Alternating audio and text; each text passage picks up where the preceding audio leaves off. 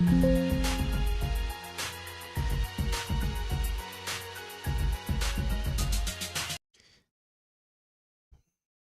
upset. All right.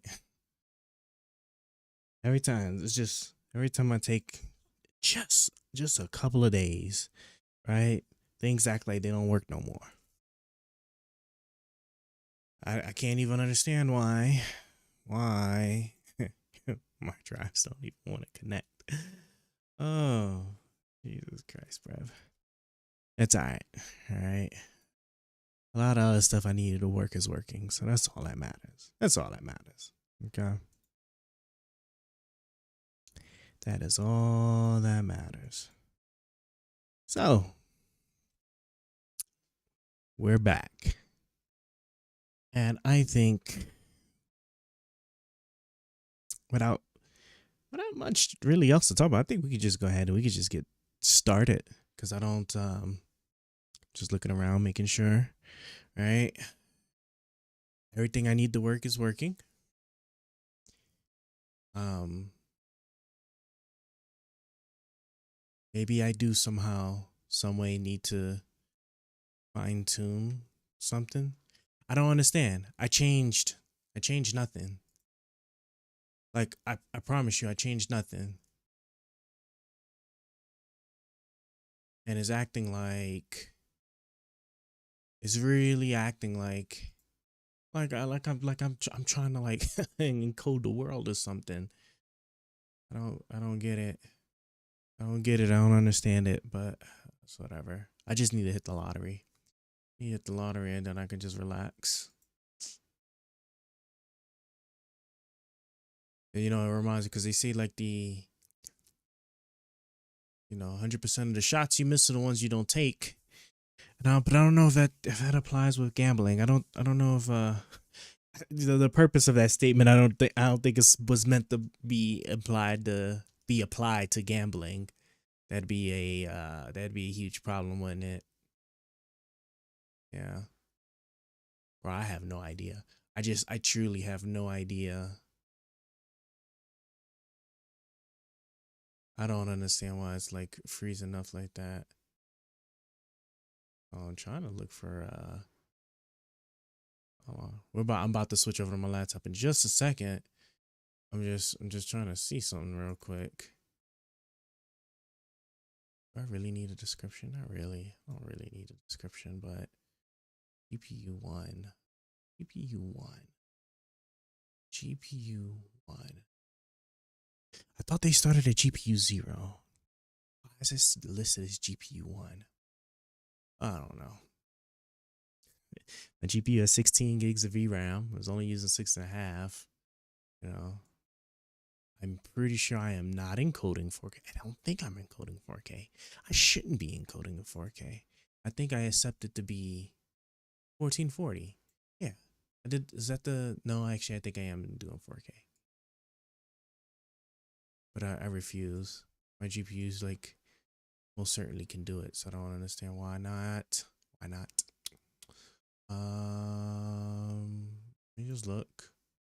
And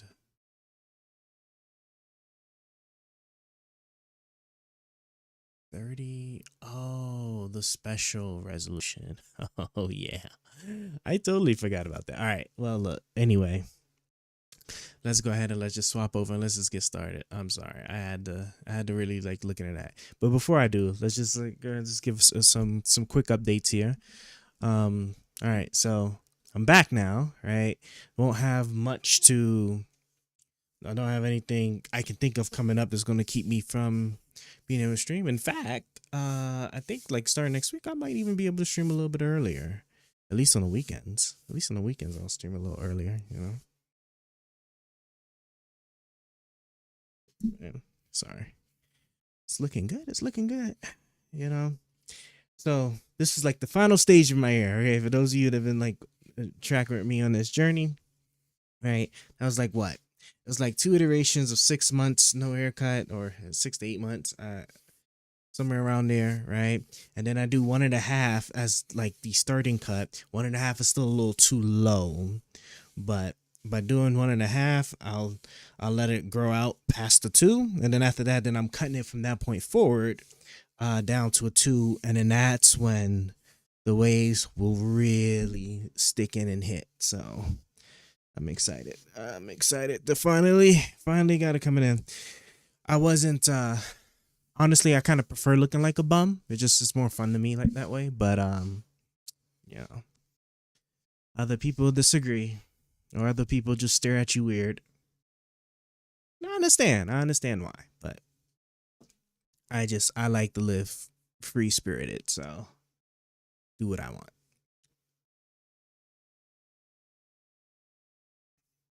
Okay, so now let's go ahead. Let's move on over. Bam. Um, at some point when I have my life together, because I gotta figure out why it's not working, I'm going to have my chat on this side over here, right? So that's why you're just gonna see this for now, or it's gonna be like this for now until I figure that out. But all right, we're about to get started. Let me share. I forgot I can use my mouse in order to actually mess with this too. Yes, because I want to go back to actually playing my my industry game. Let me just oh, I should almost use the mouse. Almost. Almost. Almost. Okay, I can pull you up.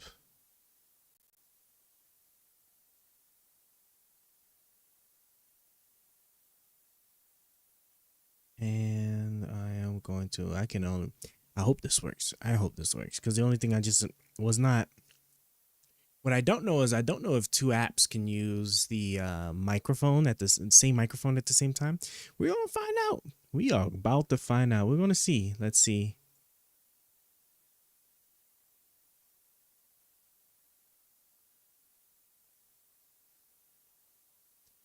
All right. First, this is just a quick test. Can you hear me?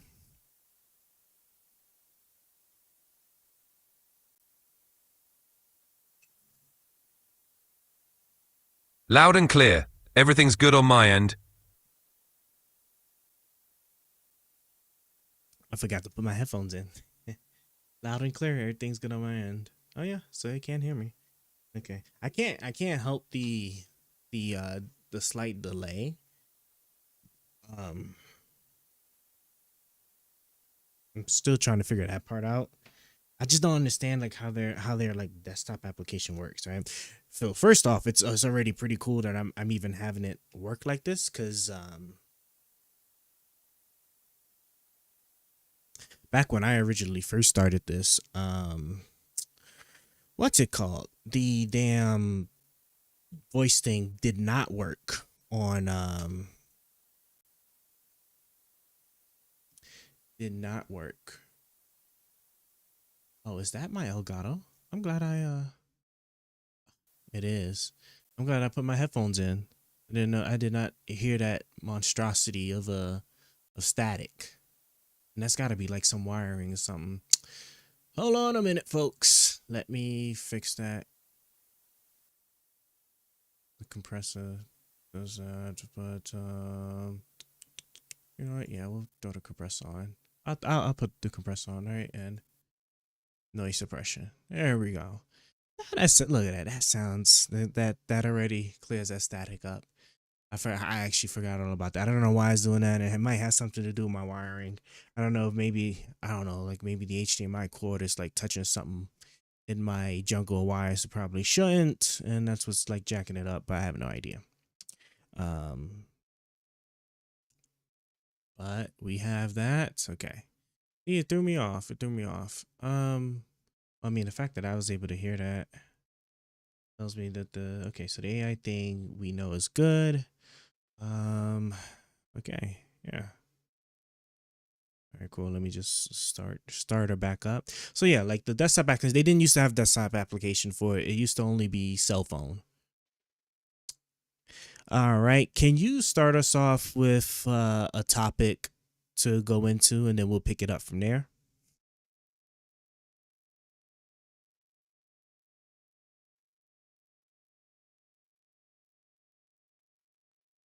All right, let's kick it off with something spicy. How about the ongoing debate around school choice and whether public funds should be used for private or charter schools? Let's run with that. Okay, if I'm not mistaken, isn't it the case that they want to just basically pull public funding or pull funding from the public side and give it to the charter school? It's not that we're creating additional, funding for education and then giving it to charter schools. We're actually just taking from the public side and giving it to the charter side, right? Which I definitely don't agree with because of the simple fact that that's just an easy way to try and defund public schools in order to have private schools, which have more control over like their curriculum and what it is they want to teach with respect to like things like religion. Because if I recall correctly, like there's like this push is coming a lot from like the I think the Christian schools, and it makes me just wonder like how much support this would have if this was like if a lot of this charter support stuff was actually coming from like a different religion like Hindu or Islam being making up the bulk of the charter schools.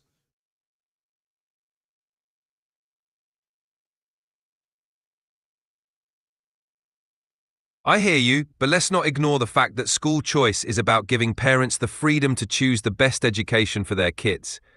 If a public school isn't delivering, why trap students there?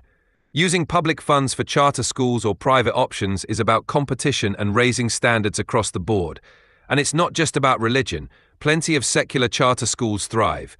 At the end of the day, it's about empowering families to escape failing schools and find a better fit. So what you're saying is, but like, so let's just think about like what the outcome is of that, right? So again, right, we're not creating like new funding or generating additional revenue to give to these charter schools. We're taking from the public sector, and so in doing so, we would assume like with good reason that that would then make the public schools perform worse. So then that it would create a vicious cycle that would make this push towards charter and private schools a bigger thing. But then let's not also forget too that um, the federal system with regards to education is just meant to just standardize education with respect to each individual states, right? So like a state, so like a child that's like fifth grade in like California is able to go to like Idaho and is able to like if their parents move to Idaho for whatever reason and stuff, the child is able to get themselves into the school and not be too badly impacted, right? So like if this starts to like break down the public school side, then obviously like all of that will go out the window, and then we'll have this issue where like some states have like smart students and some states don't, or the education is just varies so differently between like what the children are learning between states that it become very difficult to like for the child to be able to move around or to be moved around like at the will of the parents, right? If the parents need to get find a better job and they need to move to another state, right, then the child is going to suffer because then like there's no telling if the child is far ahead of the school that they'll get into or behind the school that they're about to get put into.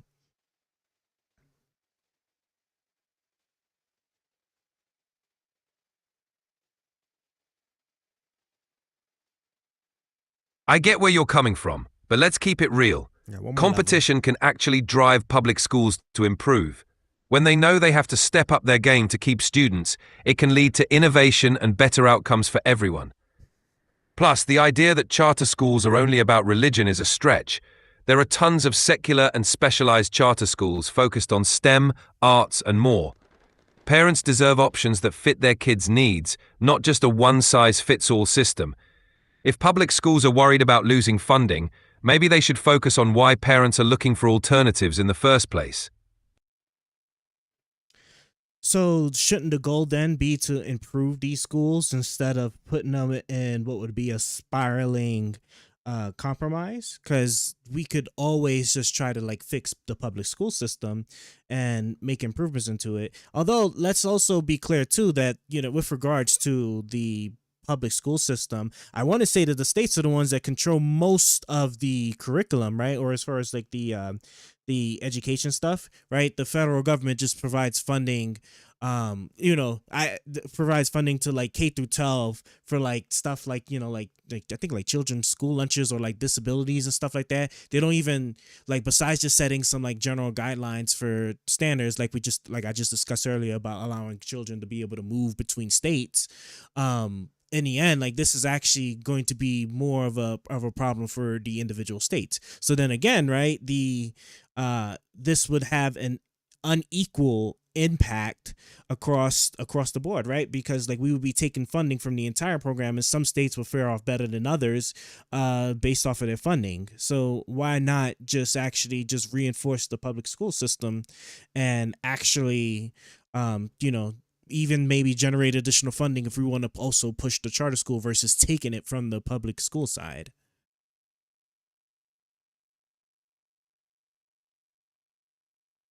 I don't think. I hear you on improving public schools, but let's not pretend like pouring more money into the system has fixed anything. We've been throwing cash at public schools for decades, and outcomes are still lacking. School choice injects accountability and forces schools, public and private, to compete for students. That competition can drive improvements way faster than just hoping for more funding or top-down reforms. And if some states struggle more, that's on them to figure out how to make their schools competitive and appealing, rather than relying on a broken system. Okay, so then let's say like, everything you're saying is valid and a good point, right?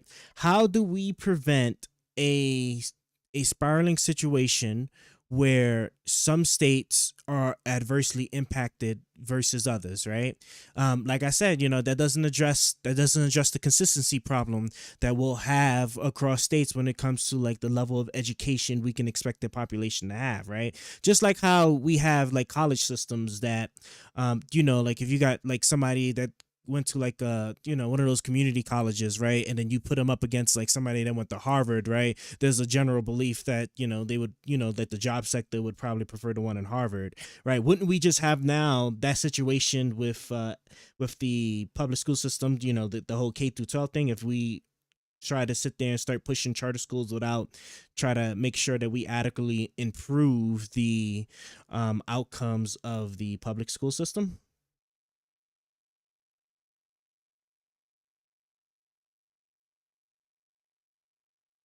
Look, there's always going to be variation in quality, just like there is now. The point of school choice is to create a rising tide that lifts all boats. If some states struggle, that's an incentive for them to innovate and reform their systems rather than just expecting a handout. And let's not kid ourselves, plenty of public schools are already failing students. School choice gives families an escape hatch and pushes public schools to do better if they want to keep students. It's about raising the bar for everyone, not just protecting a broken status quo.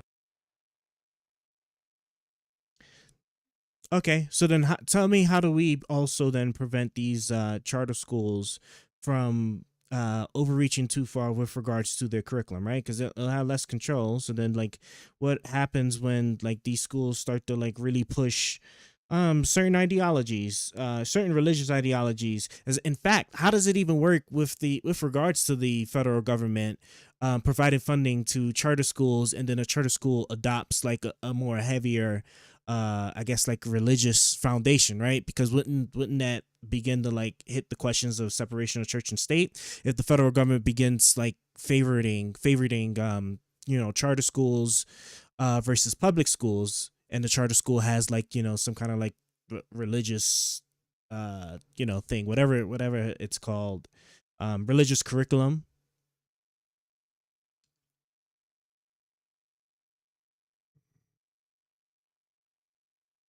It's pretty straightforward. Charter schools still have to meet certain state standards and can't violate constitutional principles. If a charter school tries to push a religious curriculum that crosses the line, there are legal checks in place. And let's not pretend public schools are neutral. They have their own set of biases and ideologies. School choice gives parents the power to pick what aligns with their values. If a school crosses a line, parents can hold them accountable or choose a different school. It's about freedom and options, not a one-size-fits-all approach. Hey Glock, well Glock Work Orange, what's going on? Happy to see you are alive and well. Yep, this is Factoral. Um, I am just trying to just kill some time here. It took me a minute to get things just back up because I don't know why that whenever I like take some extra time to like get some things squared away, that when I do finally come back, all the things that I didn't touch, I didn't change, act like they don't work no more, even though they were working the very last time I used them. So that's all I'm just dealing with at the moment. How you been? You been doing all right? Anything cool going on?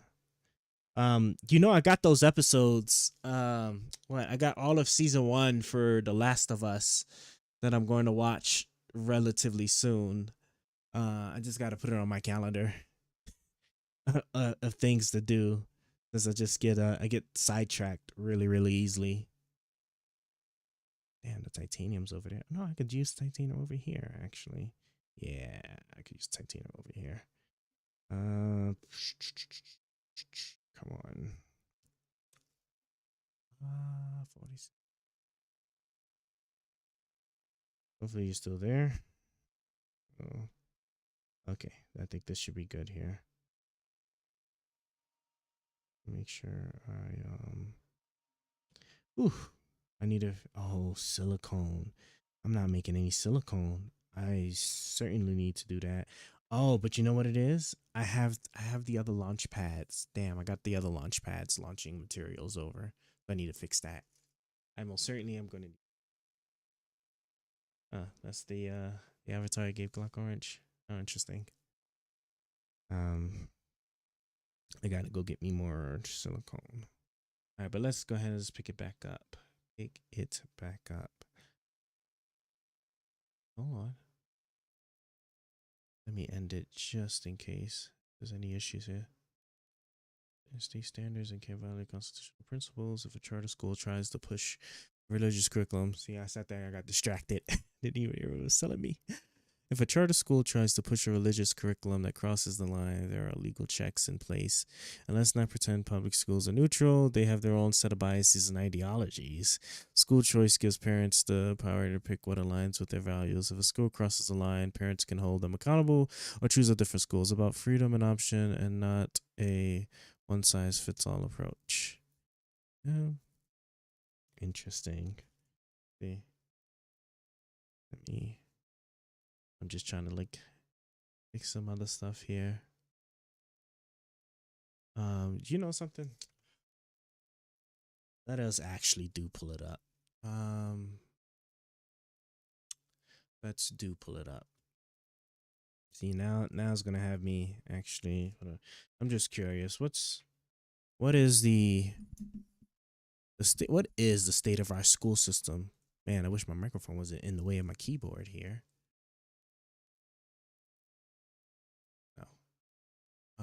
Let's see. States by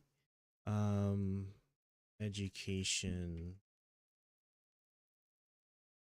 States by education outcome, I think. Yeah, sounds like that's be good. Ooh, Colorado's the best one. Oh yeah, okay. Of course, we're gonna look at a few other ones, right? You can't just jump to any website. Let's see. The share of the state's population with a college degree reflects how it says, and this is college too. I'd be really interested in like, well, I should probably specify that actually. I want to do high school. The nation's report card. This is a gov site. Find key data of state justice performance for the National Assessment Educational Progress.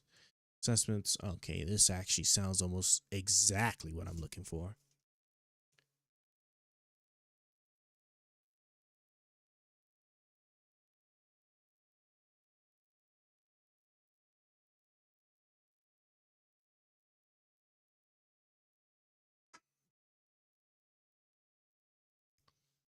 Okay.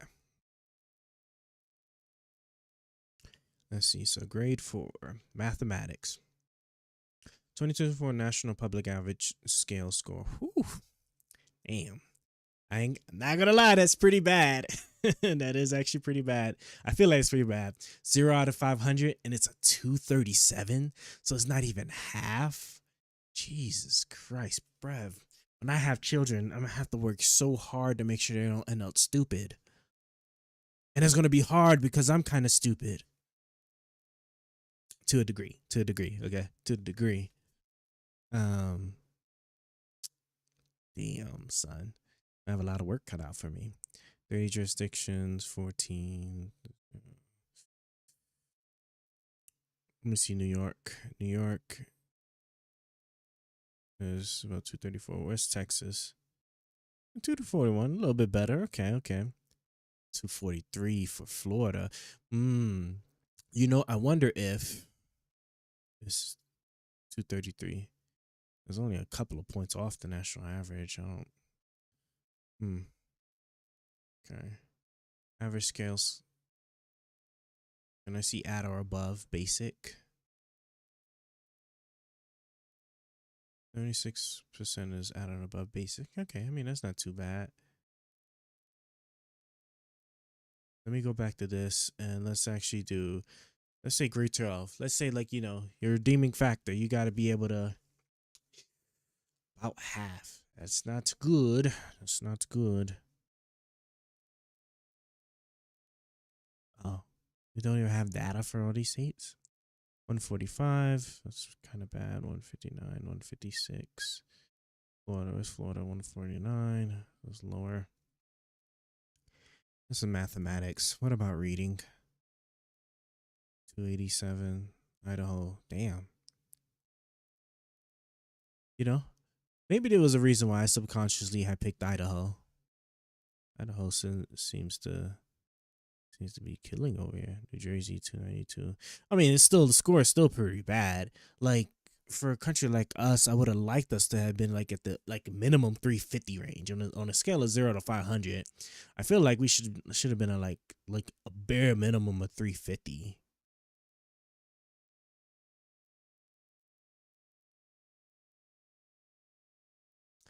So let's see, difference in average scale scores, percentage at or above basic, percentage at or above between. Okay.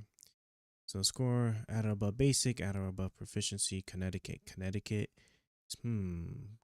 seems to be doing pretty good. I wonder why like we don't have data for like a lot of these states significantly higher than the national public. This is for reading. What about science? Oh, there's no science or science or, and this is 2013. Hold on. I can't access none of these. Why? Why not? Hold on. You know what? Let me just pick Texas. You know, I think Texas would be a good example here. Okay. I didn't know this is all telling me that our education is actually pretty bad. Still 241. Mathematics. Writing, science. Jesus Christ, man. 300. So it's half. That's half. Reading scale. Damn, it's less than. Damn, not even half. God damn. Motherfuckers in Texas are stupid. Nah, I'm joking. I'm joking. Calm down. I'm joking. I think we're all stupid. With respect to other countries, we're probably all stupid. Okay. We're gonna have to. Oh, it's letting me actually pick these now? Was it just not letting me like just load up the data or something? And the most I can get is, this is 2015. This is like 10 years ago. There's no telling what the hell. I'm sure we've only gotten stupider. 2015, you know, this was, as a matter of fact, this was just before Trump came into office. So I'm pretty sure we've gotten much stupider. Oh my gosh.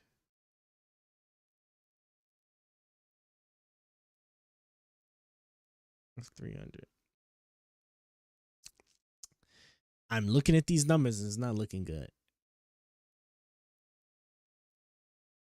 Looking at it.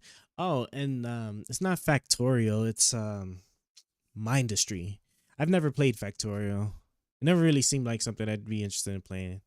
But Mindustry, I really like Mindustry. Mindustry just feels or looks a little bit like UI friendly to me. Okay. Education looks at. Maybe we do need to do private schools.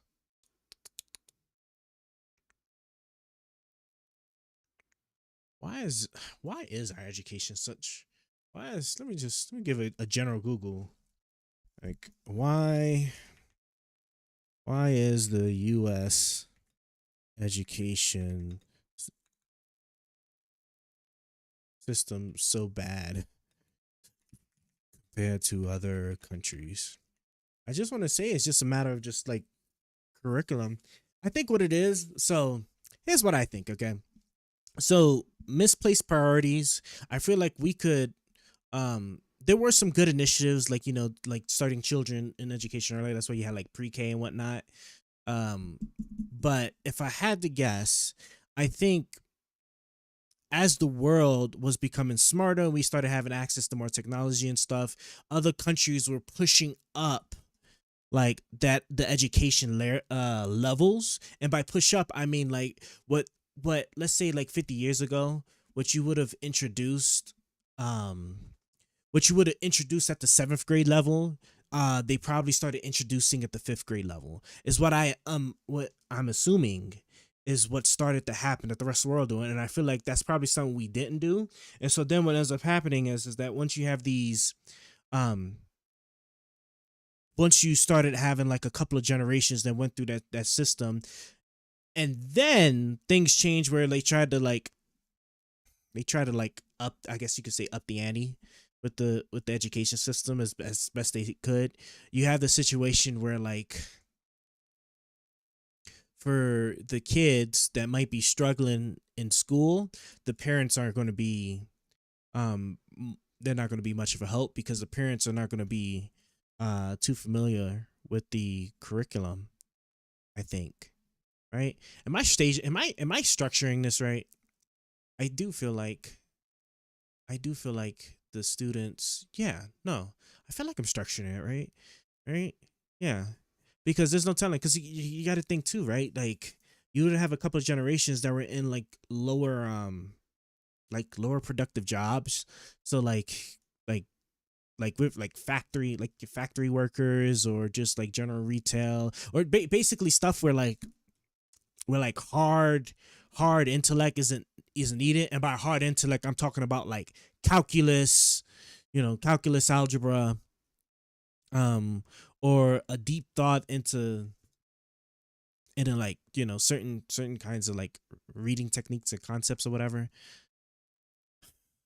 I'm trying to really sit here and think. I feel like like once that happened, like, and the parents were not in a good position to be able to help the child, then the children at school begin to suffer, because like the one size fits all thing um only helps some but doesn't help others. I'm sorry. I'm like as I'm sitting here, I'm talking about this, I'm running through like three different kinds of scenarios.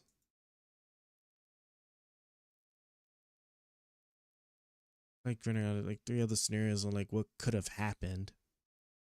Right. Money for the American Rescue Plan could be our last chance to build the school system we need. The Biden administration has put an enormous amount of money on the table for our schools, and apparently as much as 10 years to spend it. The potential for the improvement of the performance of schools is unprecedented. Blah, blah, blah. The economic stakes are hard to overstate. 30 countries now perform the United States in mathematics at the high school level. Many are ahead in science too, according to the Organization for Economic Cooperation and Development. The millennials in our workforce tied for last. Damn. Well, see, this is what I'm talking about. The workforce. This is what I'm talking about. It's like, and then you gotta remember, then these people are gonna have children and stuff, and it's like I think then you hit the cycle where like, even because the school system can only do so much, and then like you really need to have like really strong parents in order to help their child learn and understand like certain concepts and stuff, because otherwise that's just going to put a pressure on the school system to then just like make a blanketed approach that's easier for everybody and basically make everybody stupider. I'm sorry, I'm just like, bro, like my brain is like, I gotta get it to stop. I'm like running through so many different things that it could be. There's like so many different things it could be, right? It could be a change. it could be misplaced like priorities where like we don't focus our children early enough to make sure that they get set up later on. It could be like impacts from like not having strong parents with solid educational, like, I don't want to say background, but you know what I mean, to be able to make sure children get through it.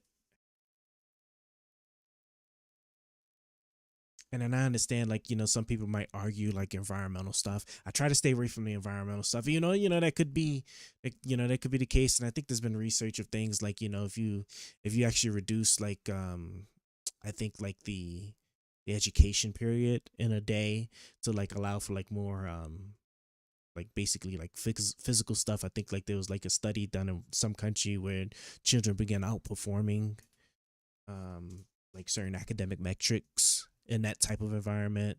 And this is not to say like, I'm sure when I said environment, people were thinking like food, water, as far as like what you got access to at home, which all that stuff does play a part. A lot of that does play a part, but I'm not too versed on that, so I try to stay away from it.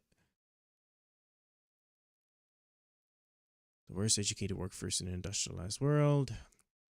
We've learned two very important things. First, though, the countries that are outperformers have the values, systems, and cultures very different from each other.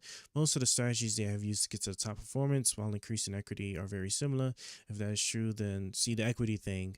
I think education would be one of those things where like equity would just make so much sense. Trying to like make things as equal as possible with regards to access and quality. I think education is like the only place where that kind of makes sense. Are very similar. If that is true, then those differences in cultures and values are irrelevant.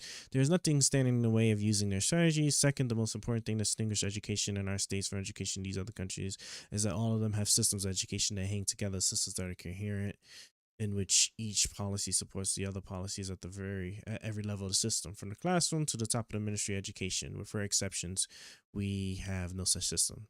See, this was the thing I was doing a poor job like trying to like point out, because like our federal system, what people don't understand is that our federal system does not actually put they don't really control too much of like how the curriculum works. Um, for K through 12, because a lot of that is handled by the states, and then you have this issue where like just things are just going to be just inconsistent like across states. Like if we somehow was able to like federalize the education system, I do think we would have much significantly better outcomes, because things like, you know um what's the one I'm looking for, staffing, right? Things like staffing would probably be easier. um I don't know how you'd handle like cost of living, because that's another thing too. I feel like in other countries, I'm sure like they have their cities that might be a little bit more expensive, but like I don't know if other countries have their cost of living that would vary so much throughout their country like the United States does. You know what I'm saying? Like living in Texas, it would be drastically different from living well, basically like, yeah, from living in Florida or New York or DC or Virginia. You know what I'm saying? Whereas like besides like, something like a coastal city or something, yeah, or just something like obvious, I don't know if other countries like really deal with that. Where I go from like one town to the other, I want to say like the cost of living should be roughly the same. But if I go from one state to another, it's like a night and day difference. Raising academic standards, for example, work only when instituted as part of a whole system of innovations designed to mesh. The Common Core state standards failed because teachers were being judged against student performance on tests that did not measure what the teachers were supposed to teach. There were no curriculum materials available to support what the students were supposed to learn. The teachers had never been taught to teach what their students were supposed to learn. The way students progressed through the grades had not been redesigned against the targets specified by the standards, and no effort was made to reorganize the work of teachers so that they would have more time for students who would need additional help to reach the standards. This is but a small sample of the factors that are routinely taken into account in the design of education systems that deliver much better results at the scale of a state or large city system. I want to say, I think what they're arguing is like the I think standardized testing. I think there's been like some arguments of like how standardized testing obviously has its place and its benefits, but then I think there's like some people that argue that standardized testing, um, it's just meant it's just really, I think like the simplest argument was that it's just meant to see like how much you can remember versus what you actually know. I thought the commotion was oh, there's something. The National Center on Education and the Economy has traced the trajectories of dozens of countries as they have gone from widespread illiteracy to highly educated and skilled, some of them in just a few decades, but none of them has done it overnight. Again and again, we see that the reforms that work and endure through many changes in political leadership are those that begin with the process of goal setting and system design that takes years. The process involves many stakeholders and many discussions. God, this is boring. I understand that part. Like, I want to know like what are like the key, what are the specific things I can just look at and be like, yes, our school system is failing because like the lack of like consistent control across the board is an obvious one, right? And that's just unique to like the structure of our government because our federal government does not dictate education to the level and degree any other country, basically any other country, would be able to exercise, because we have like states, and that doesn't that's just very different from like Canada or Mexico or any other country, really. That's not how we usually do things here. New political leaders once in power decide, bro, they're not giving me anything. And then they're just, I don't even know if they're even really saying anything, because like I think they're just saying just like, we're adding money. Should lead to carefully researching the strategies. Trash. Trash. Reddit, don't fail me, Reddit. Come on, Reddit, listen. Yeah, yeah. See, that's what I'm saying. I really think this is just like this is like just the biggest challenge for the United States, is just that there's the state system, like the system we just have now, because of like how the states are just broken up, is just it just doesn't do good. It just doesn't do well. 13,000 independent school districts. Hmm. Teachers in my area start at 60,000 a year and go up to 110,000 while on masters in the current country. They probably still don't get paid for the crap they put up with, but they get paid a lot more than in some other areas. Some schools in my district have perfect scores, 100% graduation rates, all passing seating. It is not one system. It is lots of little systems. The small systems each do their own way, and that means they can mess it up in their own way. Teachers, that's nice that at least the teacher say, because I was thinking it was like 45,000. I was thinking around 40 to 50, like 40 to 50,000 was like your education, like your typical teacher salary, which also makes me wonder like how well hey Z Myrat, hopefully I'm saying your name right. I'm sorry, I'm starting to get like a little tired. It makes me wonder just like what the taxes are for the teachers that can get paid this much, because if this is like the range of salary for like, let's say like high school teachers, 55 up to 110 depending on experience, right? I can only imagine like property taxes in that particular area must be pretty hefty, right, to support that. Because I was thinking, like I said, I was thinking like 40 to 50,000. I was thinking like 40 to 50,000, which isn't much, right? I would have liked to see it like at about 75,000, 110,000, right? That's a lot. That is a lot. Um, with respect to like what my expectations on it was. Why is this? Why did this cut off? Hold on. Sorry, my I start getting messages, and then now all of a sudden like the thing I'm using, I monitor it, then cut off on me. Um,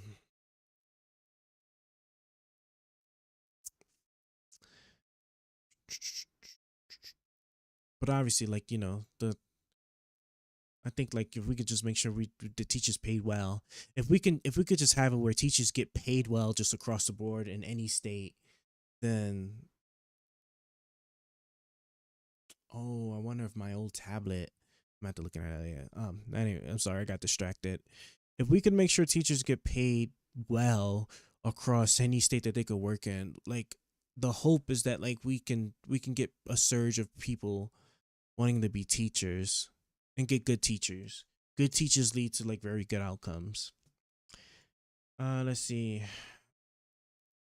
All the districts, at least surrounding me, are some of the better in the state, which is why our taxes are also higher than other places, as well as we need to fund these improvements in salaries. That's why a lot of people continue to fail to realize the United States is truly not a unified system, will never be mostly controlled to the towns and villages of state at the federal government. Same with our policy forces the zoning codes, which is why you can have such drastic changes town to town. We don't have a federalized system in place for most of our day-to-day interactions and treated on a local. Most people is agreeing. Most people, I think, are saying that like it's just like pay related. Some states have poor education, so some states have.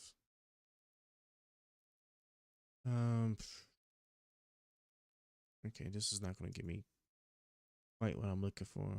Lag behind. It's just less standardized than has grade inflation. Colleges compete by lowering grade requirements.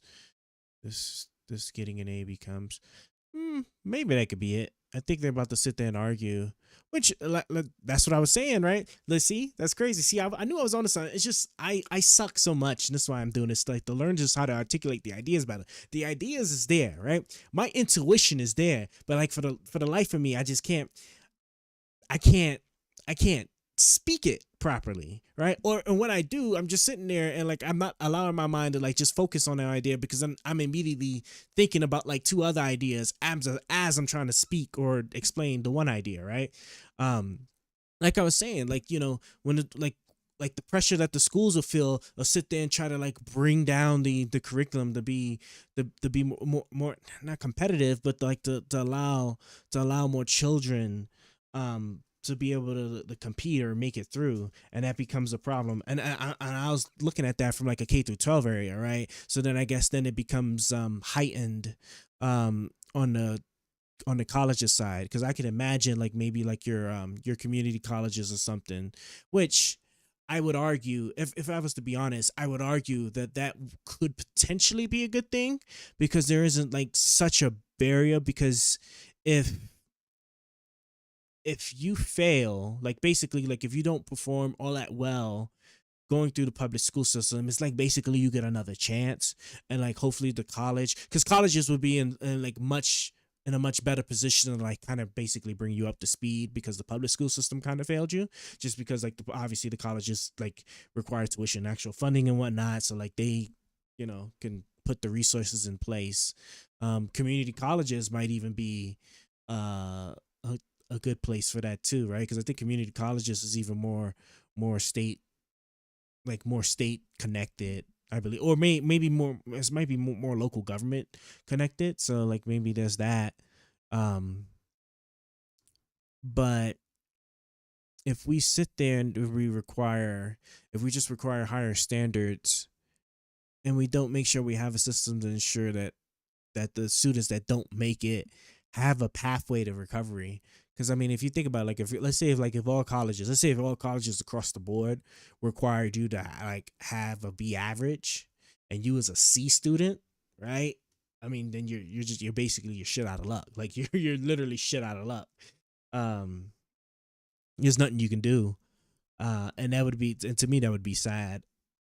But maybe if we do require that, and if we just have things in place for like people that don't quite make it, to try and like get them up there, maybe that could be a good thing, right? Because then maybe we can like move the maybe we could move the desire or the pressure onto the student, kind of like you know what I'm thinking of? I'm thinking of like the Japanese, like the typical Japanese like anime shows, where like in like the high school setting, where like major focus is always getting into like their next level. I don't know if they call it college or not over there, but like basically, oh, you know what? Actually, I think it's middle school. I think the way it works, and I could be totally wrong, because obviously I'm not too in tuned in exactly how to do it, but I think it's like, I think there's a requirement up to like you going through middle school, and then you have to do an exam. You have to get through exams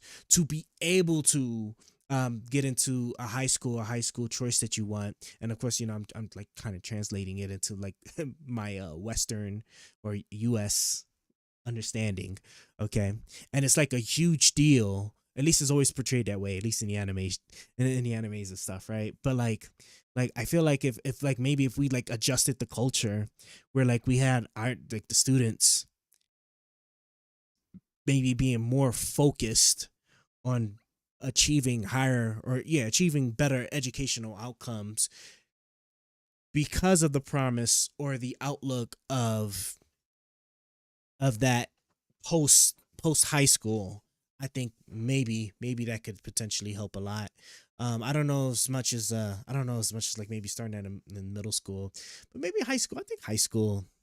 High school, we could do that if we did our own version from high school to college. But then, of course, then you have some people that will sit there and argue that college, for people to get worthless degrees and stuff. Which I mean, there's that part too. There is that part too. So I don't know. I guess it's a multifaceted issue here. Student motivation, schools that find themselves unable to compete with others. You know what? I think we should just do a YouTube video. Let's do 1,000 views. Let me see.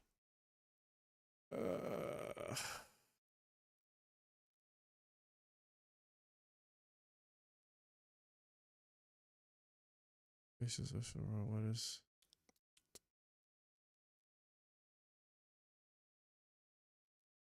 I don't want to just pick just any video, but private school versus public school. Oh, value entertainment.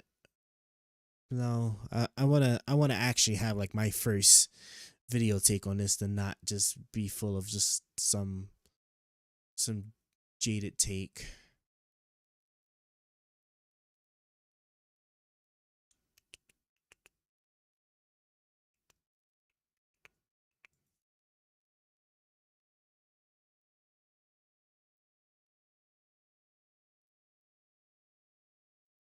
Mm-hmm.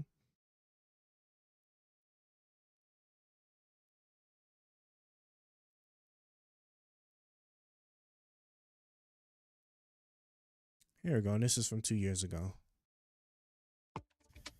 Great.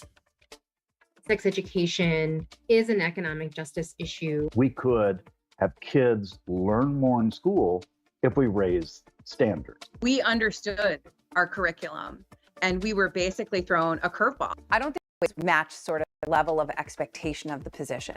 Teachers literally have the future of the country in front of them every day. How would you solve this question? For most of us, it's as simple as following a series of familiar steps to get us to that answer. Now, my audio's not good. Oh. Bruh, what is this?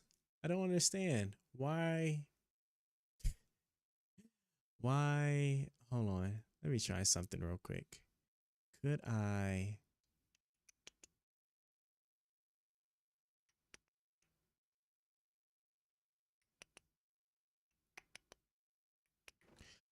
I am trying to think here.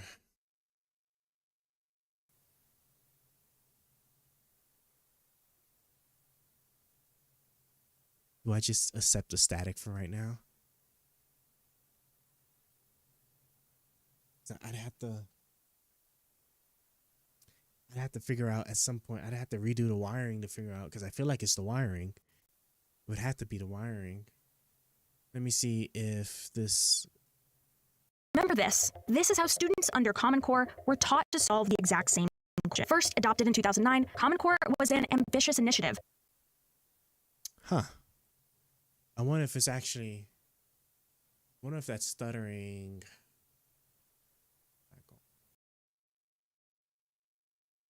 I wonder if that stuttering is actually my laptop getting messed up over this. My computer failing me?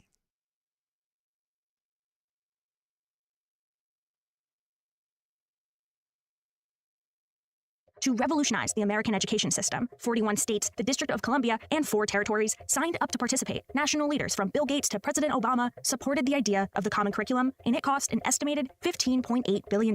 They thought standards were just too low in the U.S. and that we could have kids learn more in school if we raised standards. Quite frankly, they didn't really trust the schools to do this on their own. One of the most challenging aspects was we understood our curriculum and we were basically thrown a curveball into what it was and had to renew practices. But a couple of years after its launch, it was met with confusion and ridicule. Some of the math items that were mocked, I think deserve to be mocked, frankly. They were just very poor items. People deserve to know the truth, but it wasn't the truth. I was 15 in 1977, and I'll be 30 next week.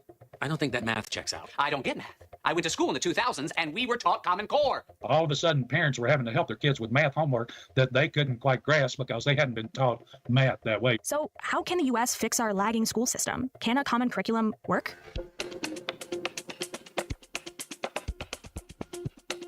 The Common Core is a set of standards specifically designed to better prepare American students for success in college and their workplace. These standards determine what a student should know and be able to do in language arts and math from kindergarten through senior year of high school. When you should know algebra, should it be 8th grade, should it be 9th grade, should you be capable of doing algebra 1 or algebra 2? You know, when would it be appropriate to move into calculus, things of that nature? It's important because you have to have a clear vision or goal of where you are going and what it is that you expect for your students. I think that if you go in without any expectations for your students, they themselves are going to be unclear, right? What it is that they are showing up to school every single day to achieve. Besides setting these benchmarks, Common Core also brought changes to how students definitely was a shift, especially in just your thought and thinking about how you approach lesson plans and how you are going to make sure that you are disseminating the information in a way to your students that they can receive it. Do you know the Pythagorean theorem, right? Like, okay, a squared plus b squared equals c squared. You can probably ask any adult and they can shoot that back to you. It was more about if you have that knowledge, if you understand what it is, where do you use that? How do you apply it? On the language arts side, there was much more of a focus on moving a little bit away from fiction to much more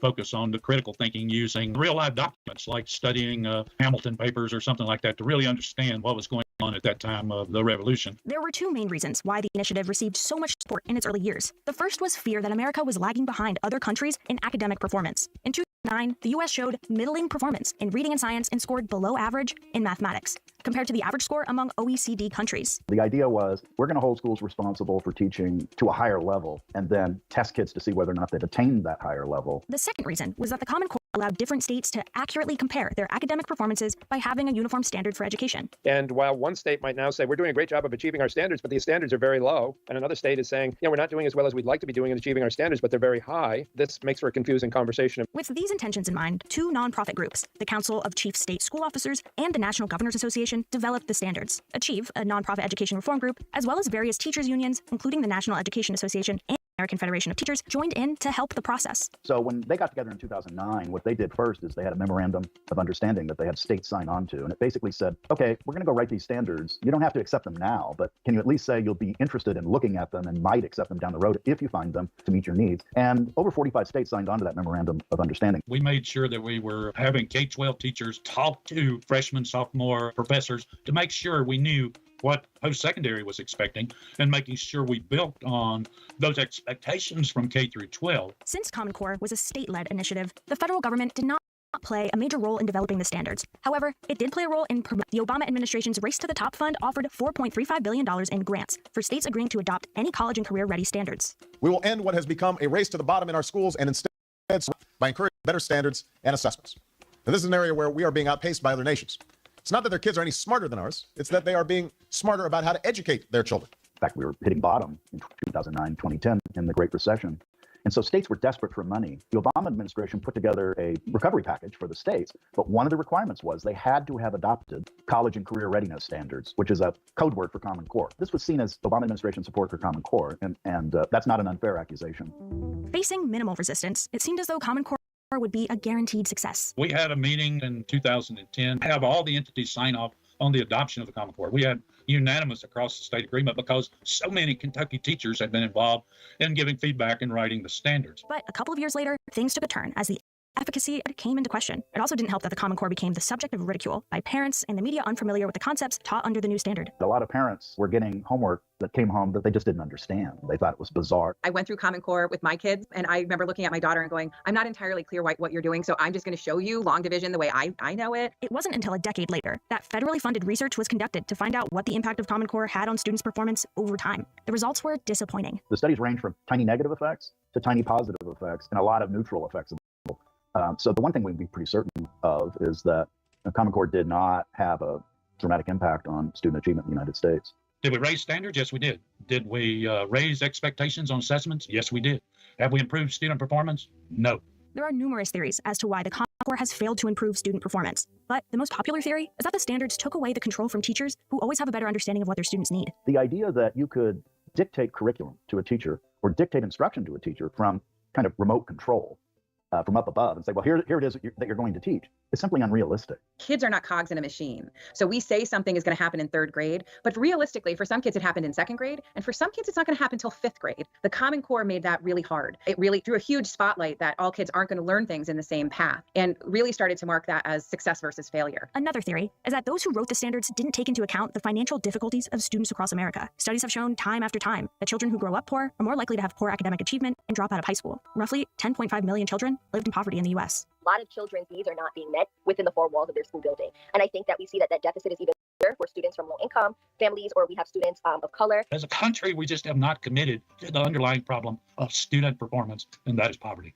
Today, Common Core has fallen out of favor. More than 20 of the initial 45 states have either repealed, revised, or edited the standards. 4 states, including Arizona, Oklahoma, Indiana, and South Carolina, have entirely withdrawn from the initiative. Former Secretary of Education Betsy DeVos went as far as to call it a disaster, concluding that the Common Core is dead at the federal level. I think you are seeing today what kids experience in curriculum kind of is a little bit more blended. It's not the holistic approach that maybe Common Core introduced when we kind of swung completely to that continuum, and parents would look at their children's 3rd grade homework and go, I don't get it. I don't think Common Core as such has a future, honestly, now. It was a movement at a particular time. It reached its heyday when we had widespread adoption. And as I said, then there was a retreat from that adoption. Many of the states have held on substantively to elements of the Common Core, but we moved on. A few states have also developed a new educational standard as a replacement. On February 12, 2020, Florida officially adopted the Benchmarks for Excellent Student Thinking, or the BEST standards, as a replacement for the Common Core, while New York has developed its own, the Next Generation Learning Standards, that are expected to be implemented by September 2022. Some, however, argue that none of the newer standards would have been possible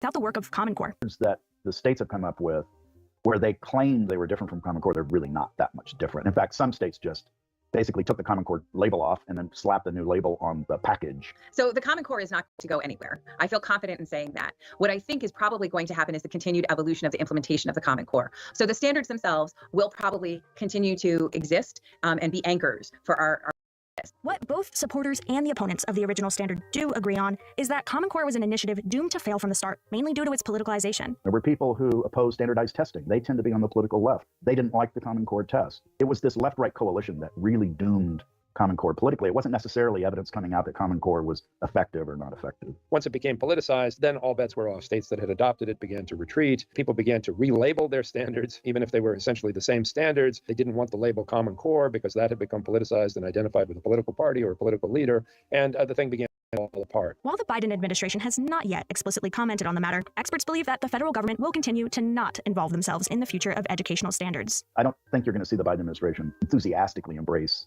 Common Core. But experts assure that education in the United States will continue to improve as long as there are those who believe in the importance of education. The future of education is extraordinary, and it's extraordinarily important because what we need to recognize is that education is the asset our community is built upon. It's the thing that we invest in to ensure community growth. It matters whether they learn it or they don't. And if they're not learning it as an individual student or as a subgroup of students, then we have an obligation as the adults in America to do what we can to bring them up to the standard, because the standard is ultimately what they need to survive and thrive in this economy, which is ultimately what we as a society and as a nation need if we're going to survive and thrive as a democracy and as a 21st century international economy.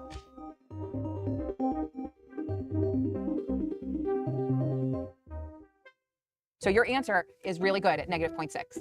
You guys are rock stars. Going out there. Okay. Yeah. Tell me what you're thinking. I think I like it. I just don't, I'm a little bit confused with the equation part. And I almost remembers that one teacher who had a transformative impact on their life. The teacher that made school exciting and interesting and that genuinely cared. Teacher quality is the #1 school-related factor to student achievement. So no stress on that this weekend, Anna. It's going to be beautiful weather, so go enjoy it. In the meantime, you all take good care of yourselves, all right? I'm going to let you go a couple minutes early today. This is an extremely important profession. Teachers literally have the future of the country in front of them every day. But the teaching profession is in turmoil. The wage gap between teachers and others with the same level of education and experience is nearly 20% and growing.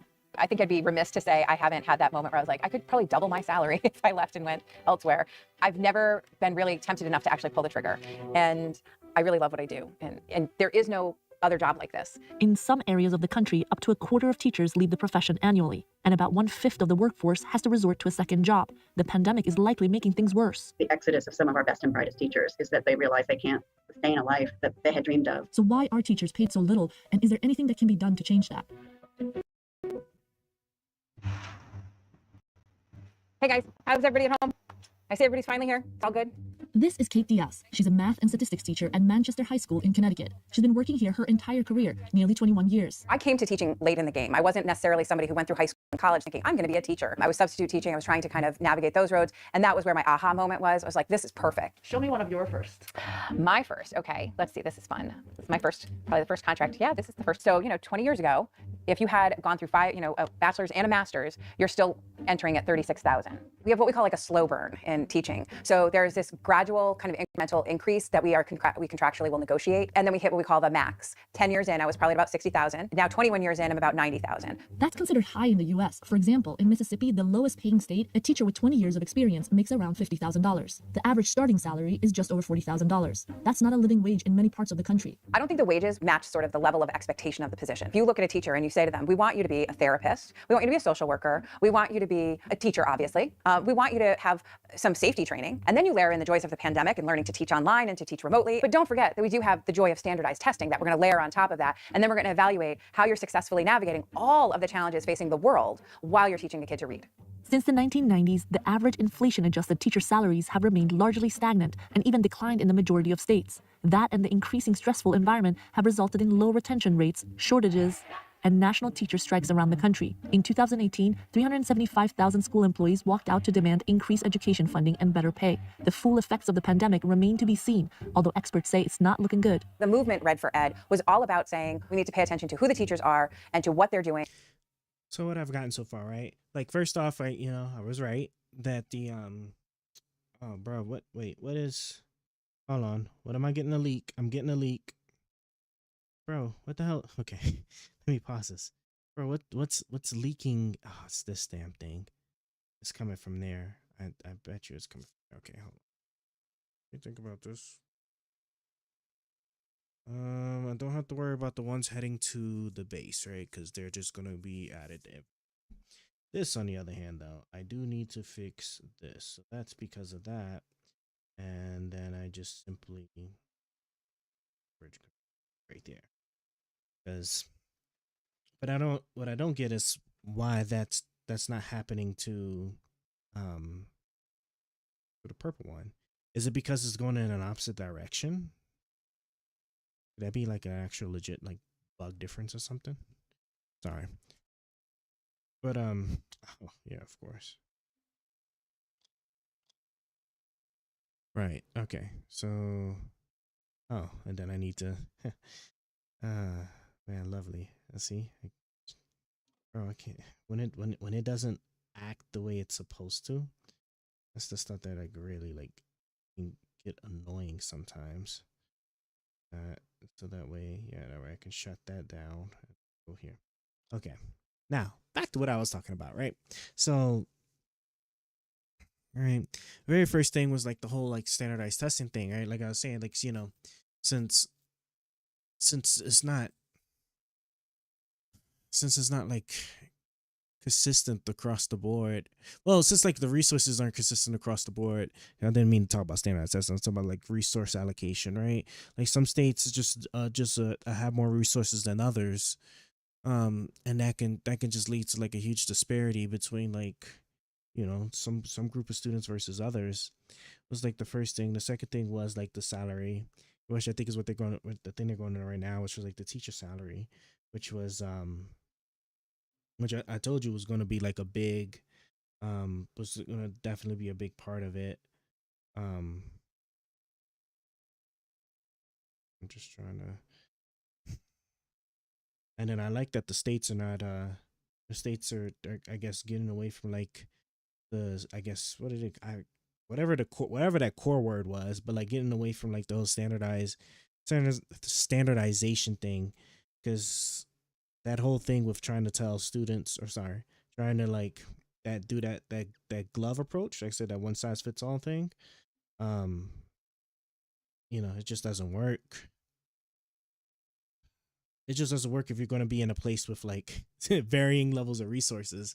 I think that's just like with what probably like my biggest gripe with it was just the fact that like a glove size fit, one size fits all approach works if all the different approaches all have the same resources to work with. Then you can see better outcomes than you would worse outcomes. But like if all the approaches have varying degrees of like resource allocations that they have available to them in order to to actually perform, then your one size fits all approach should fail.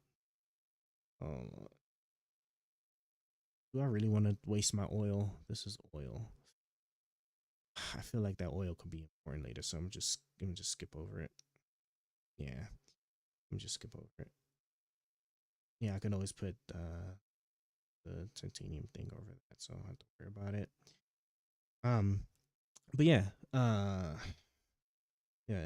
your one size fits all approach is doomed to fail if everybody can't at least start off with the same thing, the same potential. That's the word I was looking for.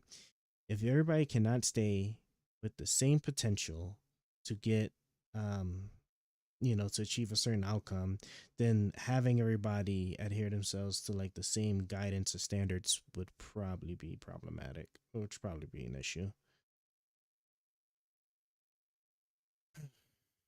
Let's go ahead and and to what their compensation is. And it gave a national platform to the question of, do we value education? The American public school system as we know it today was invented about 100 years ago. Before that, it was mostly men teaching. Quite quickly, it was reconfigured into quote unquote women's work. And one of the big reasons is that you could save money for the taxpayer. And so this kind of set the bedrock, the tone in a sense, that this was relatively low paid work. In the 1960s, teaching paid women 15 percentage points better than if they had chosen another field. But at that time, options were limited. That's not the case anymore. Still, teaching is overwhelmingly a female profession and has become more so over time. Today, more than 3/4 of teachers are females. A lot of it boils down to the status of the line of work. It was this idea that, gosh, you don't have to be that smart. It's not as complex, as difficult as, being an accountant working with numbers, being a dentist working with teeth. Sylvia Allegretto has been studying something called the teacher pay penalty or teacher wage gap for nearly 20 years. Allegretto and her partner found that the weekly wage penalty for teachers has gotten worse over time. Today, men make about 27% less and women make about 16% less than if they had chosen another profession with the same level of education and experience. You have to wonder, how are you going to attract students into the teaching profession? International comparison with the Organization for Economic Cooperation and Development, or OECD, found that teachers in the U.S. make nearly 60% less than that of similarly educated professionals, lowest across all OECD countries. The claims of a teacher pay gap are that teachers earn less than educated private sector workers. What this ignores, which in every other context we know very well, is there within any given educational category, there is a lot of differentiation in pay. We all know today that people who graduate from a top college with a bachelor's degree in engineering or another STEM field, they're going to earn a great deal in the private sector. We also know that people who graduate with a liberal arts degree aren't going to earn quite so much. There's not one answer to this question. There's not a national answer to this question because salary levels differ and markets differ. As an example, in Florida, there are schools that train engineers, and there are a lot of jobs that actually the salary levels there for engineers are lower. Salaries in Massachusetts for teachers, as an example, are 2 or 3 times higher than salaries in most localities. We find teachers significantly under the family living wage. The profession has been known to have great benefits, according to Biggs, twice as generous as for the average private sector worker. But studies show that teachers only receive their pension if they stay in the profession for 25 years or more, and only a quarter reach the break-even point on total contribution and interest. Weekly wages actually really matter because you can't pay your rent or pay for your food from your benefits. And so you have to find alternate. Income mobility is another source of contention. Unless a teacher moves to a higher paying state, wages only increase 1 to 2% per year. In a private industry, if you're doing really well, you'll be eligible for a raise or you're going to shift companies. We end up sort of stuck in the profession. The only way to kind of substantially increase your salary is to leave the profession. Raising teacher quality is the #1 driver to improve student achievement, and the U.S. is falling behind international counterparts. It's one of our highest ideals that we're going to make the adequate investments in education so that each and every kid in this country is able to get a good and decent education. And we're falling short of those promises. But increasing teacher salaries seem unlikely at the moment. Even at times when education spending increased, it still didn't impact salaries. On top of that, there are teachers out there, about 3.5 million in fact. It's been hard to tackle teacher compensation right now because they're so low to start with that there's always this feeling that any solution, somebody loses. And so how do you get out of this zero-sum winners and losers kind of situation? To close the EPI teacher compensation gap, Andrew Biggs estimates that it would cost roughly $29 billion. The CARES Act included $13.2 billion in direct funding for K-12 public education, but that was less than 2% of total public education funding. And additional relief from Congress is uncertain at the moment. Karen works with school districts around the country to figure out how to reallocate available money to maximize results. She says one viable solution is leadership roles. In Washington, D.C., for example, teachers can make upward $130,000. The way they funded that was at first they got outside support, grant support, and helped to fund the transition to a new salary structure. Then they transitioned to a new salary structure where they paid the teachers that did the most and worked in the toughest assignments significantly more. And they freed it up by reducing staff. Also in the salary structures, it means probably giving less money for every additional year and linking the raises instead to changing roles. Experience matters, but experience matters if it's leading to good teaching. Washington, D.C. is just one of the over 13,500 school districts in the U.S. While the Red for Ed movement resulted in 15 states increasing salaries, a complete overhaul of pay structure for the profession, such as the one in Washington, D.C., could take a long time, money, and resistance. People get into teaching, really do get into it for some very altruistic notions. For this to be a sustainable profession, we have to build a model that's financially sustainable for people. Otherwise, what will be is a revolving door profession, where people come in, hang out as long as they can, and then leave to go make money. And that's not what we want. We know that the best teachers come from experience, they come from commitment, and they come from the willingness to stay and really learn about the communities, learn their curriculum, learn their craft.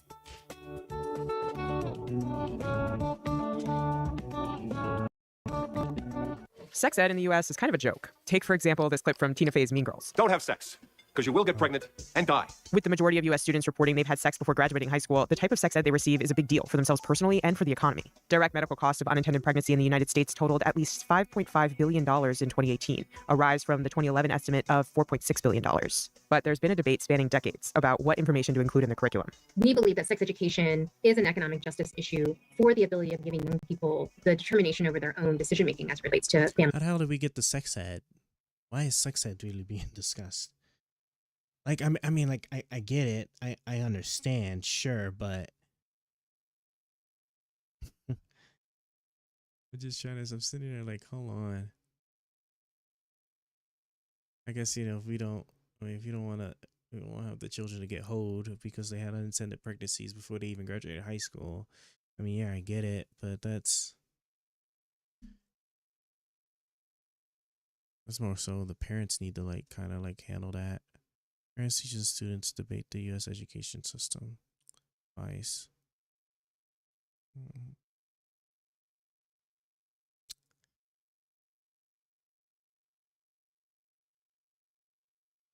Shannon Sharp.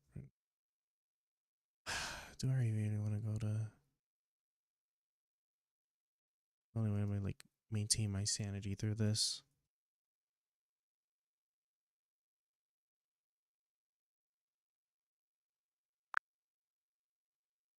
Hi Jeffrey, let's go to a different topic. I'ma let you also pick the next topic to go through.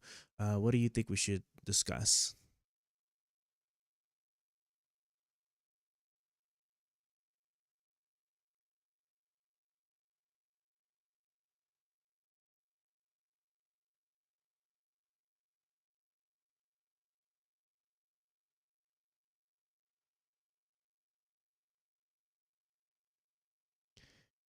Whenever you're ready, Jeffrey, you can pick a different topic. I want us to actually just go ahead and pick a different topic. After I have my fill now on, like, reading and listening to education stuff.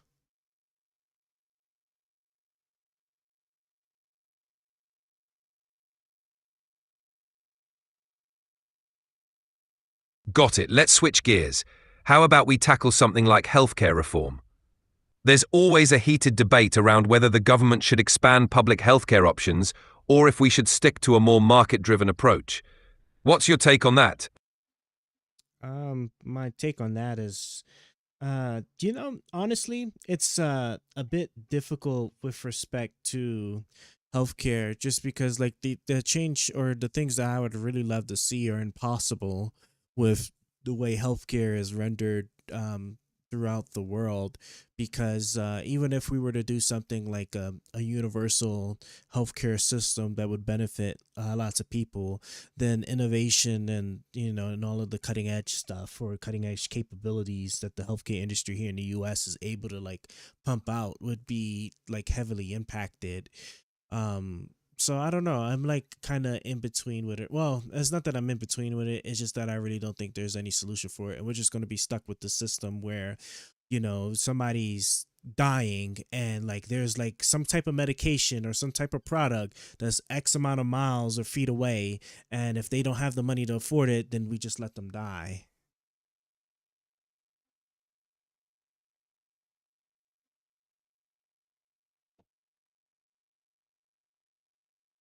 I get what you're saying. The balance between access and innovation is tough. It's like we're stuck in a loop where the system's strengths also create its biggest weaknesses. Finding a way to keep that cutting-edge development while making sure people aren't left behind is a major challenge. Maybe there's some middle ground that hasn't been fully explored yet.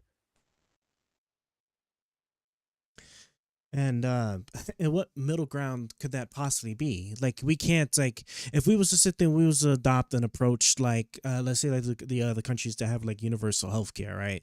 Then we'll have this situation where like because everybody has access to healthcare, in a system where like you have healthcare deserts where there's not enough doctors in certain areas, or not enough doctors that have a particular specialty in other areas and stuff. Then you have like these super long wait times that get exacerbated with a universal healthcare system, which is the first dilemma. Then the second dilemma, excuse me, is then just like when it comes to like product innovation and stuff like that, right? Like the funding and like the money, the revenue that these these institutions like this industry relies on in order to like to do the things that they do to create the medications that they make and stuff.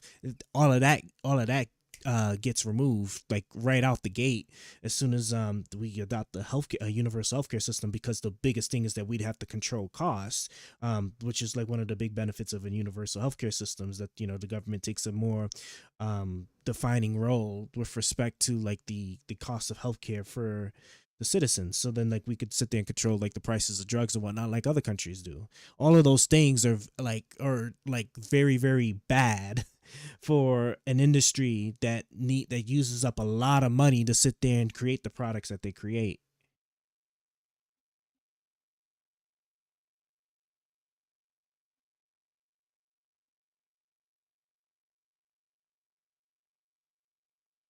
That's a fair point. The tension between cost control and funding innovation is a tough nut to crack. Maybe a hybrid approach could help, like maintaining a baseline universal coverage for essential services while allowing a market-driven segment for more specialized or cutting-edge treatments. It could preserve some of the innovation incentives while ensuring no one is left without basic care. It's not perfect, but it might be a compromise worth exploring. Okay, and but then the next issue then is that like let's say if we do that and this like has like some kind of like some type of like positive outcome start coming out of this, what then stops what's the word I'm looking for?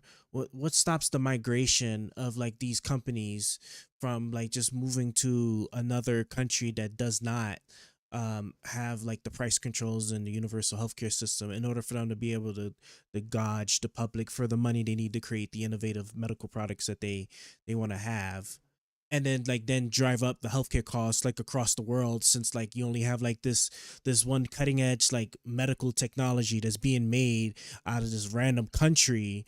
And then of course like they're not going to sit there and let it go for free, but then at the same time, if it's like the only thing that's like curing or is like available for like solving certain problems and stuff, then like the countries don't have a choice but to like to give in somewhat to the to the whatever the price demand is for said product. Like for example, like if we was to look at like COVID, like imagine if all but one country had a universal healthcare system like during COVID, right? And then like the company that made the vaccine was out of that one country, right? And they're the only ones that have the vaccine. So like then like what's the choice that all the other countries have, right? Is to sit there and just pay the demand, pay the cost, right?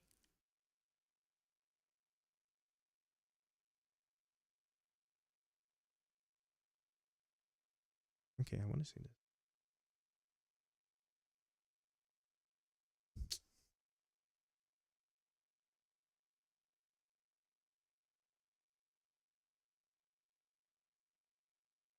Okay, I want to see this is. So I try to wait like a couple of minutes. Yeah, just that to make scenario sure could everything's definitely loaded. happen. Let me Companies see. might chase the highest profits and set up shop in countries with fewer regulations. That could lead to a global imbalance where only those who can afford it get access to the latest treatments. It's a tough balance because you want to keep innovation flowing, but also make sure it's not just the wealthy who benefit. Maybe international cooperation or agreements could help ensure that critical innovations remain accessible globally, while still allowing companies to profit. But that's easier said than done. So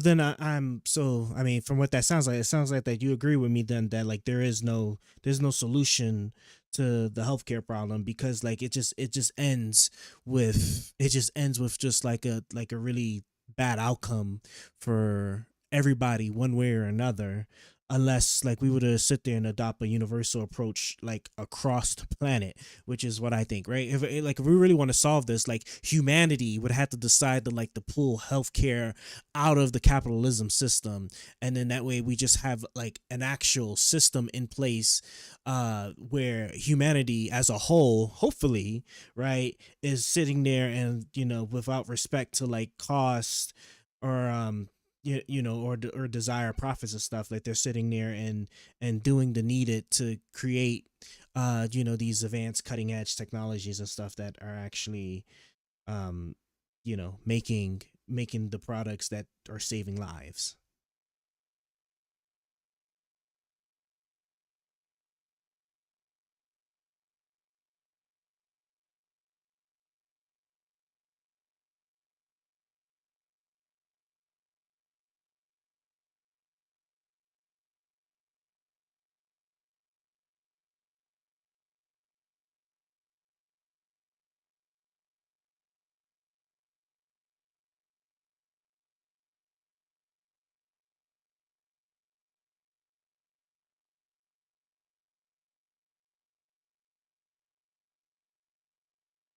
Yeah, that kind of global cooperation would be a massive shift, and definitely not easy to achieve. But you're right, if we want a real solution that doesn't compromise innovation or access, it might take a fundamental rethinking of how we view healthcare globally. We'll see if the world ever gets there. Okay, I mean, if that's the case, and you have no other argument to try and convince me otherwise, that one system, like the one system, adopting one system would be better than like something else, then can you please pick a different topic then for us to discuss?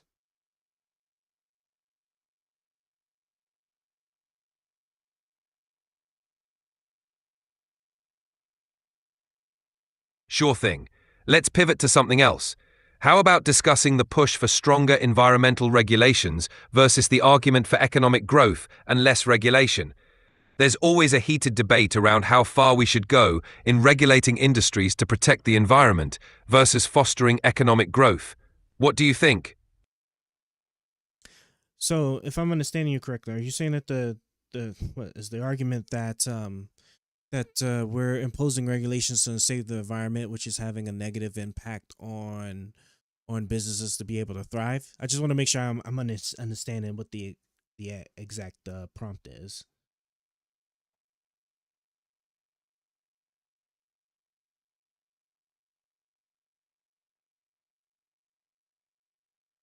Exactly. The debate often centers on whether strict environmental regulations hinder economic growth and burden businesses, or if they're necessary to protect the environment and ensure long-term sustainability. So the question is, how much regulation is too much, and where do we draw the line between protecting the planet and fostering economic growth?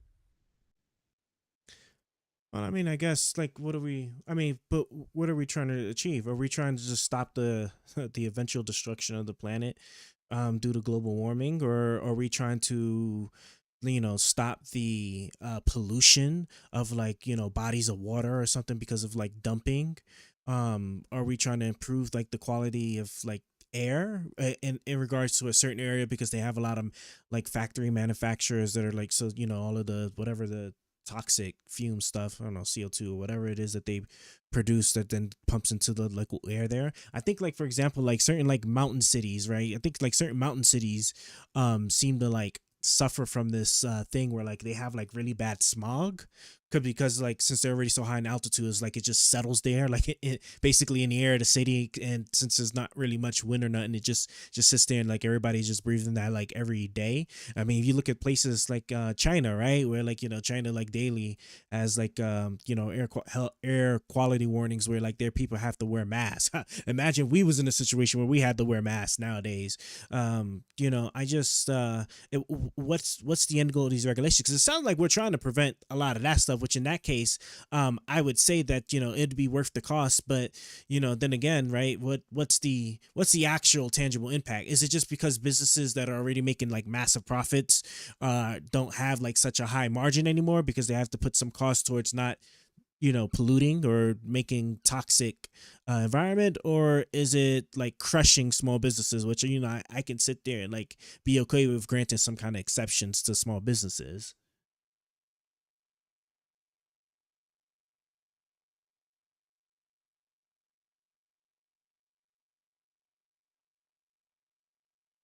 You've nailed the core of the debate. More The goal sand. of these regulations is to prevent environmental damage that affects public health and long-term sustainability. On one hand, stricter regulations can reduce pollution, improve air and water quality, and help combat climate change. On the other hand, opponents argue that these regulations can impose significant costs on businesses, potentially slowing economic growth and leading to job losses. The challenge is finding the right balance so we can protect the environment without stifling economic opportunity. Okay, how about let's do this, right? What is your actual position? Do you support regulations with respect to the environmental businesses, or do you not?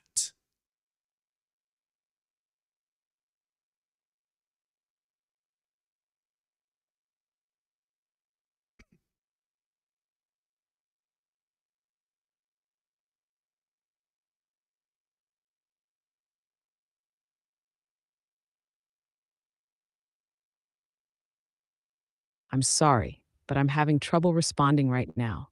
Please wait a bit and try again. I was like, oh my god, we had a sex change.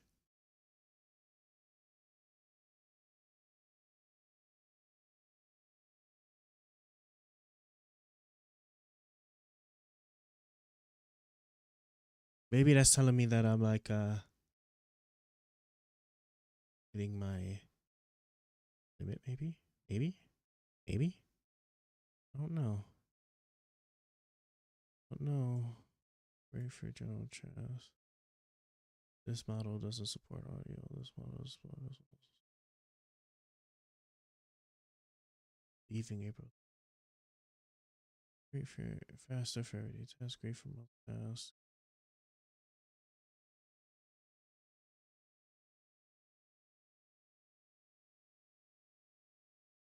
I switched to mini.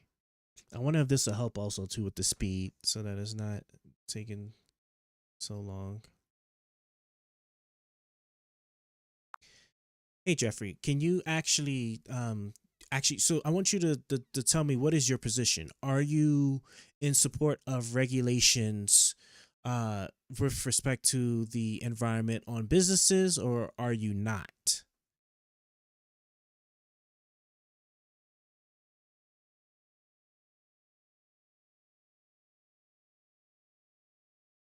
All right, I'll take the position that I'm in favor of environmental regulations on businesses. I believe that while there may be short-term economic costs, the long-term benefits of a healthier environment, improved public health, and sustainable development outweigh the negatives. We can't ignore the impact of climate change and pollution, and responsible regulations can drive innovation and create a more resilient economy. Okay, you know something? I totally did this all wrong. Because you might pick a position that I agree with, so that wouldn't actually may be a good idea. Okay, so I want you to let's drop this topic, and I want you to pick a different topic, and then I'm going to pick a position, and then you're going to argue the, the whatever is the counter narrative to that position.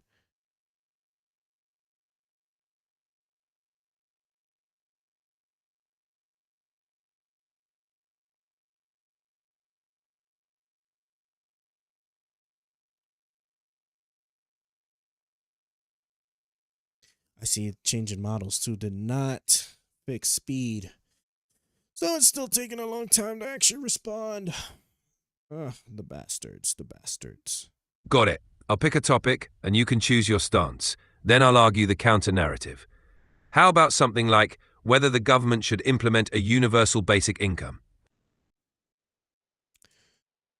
Oh, okay. So my position is going to be yes, and so that means that I need you to pick the opposite. The opposite position on that.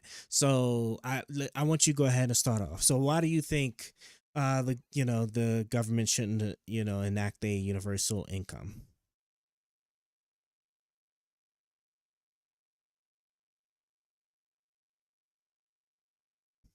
All right, here's the counter-argument.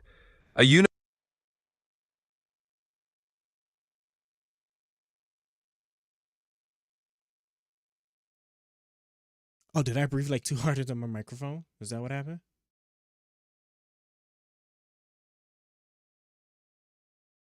Okay, I'm gonna try that one more time. I don't know what happened.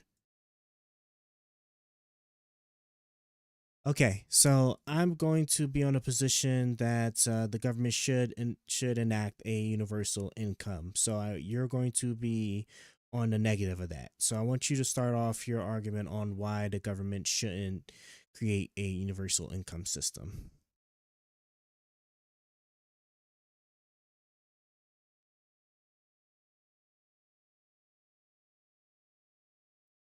All right, so here's the deal.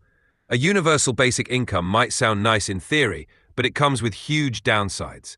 First off, it's massively expensive. Funding a UBI would require either huge tax increases or massive cuts to other essential services. Plus, it could reduce the incentive to work, leading to a drop in productivity and economic growth. It could also cause inflation, as more money chasing the same amount of goods and services would drive prices up. In short, it's a risky move that could create more problems than it solves. Okay, so what about in a situation where, because eventually AI is going to wipe out most jobs, most like foreseeable jobs that you could think of, right? So what happens in a situation like that where there just isn't enough jobs for majority of the population because artificial intelligence is actually doing all of them? Would you be in favor of a what's the word I'm looking for? Would you be in favor of universal income then?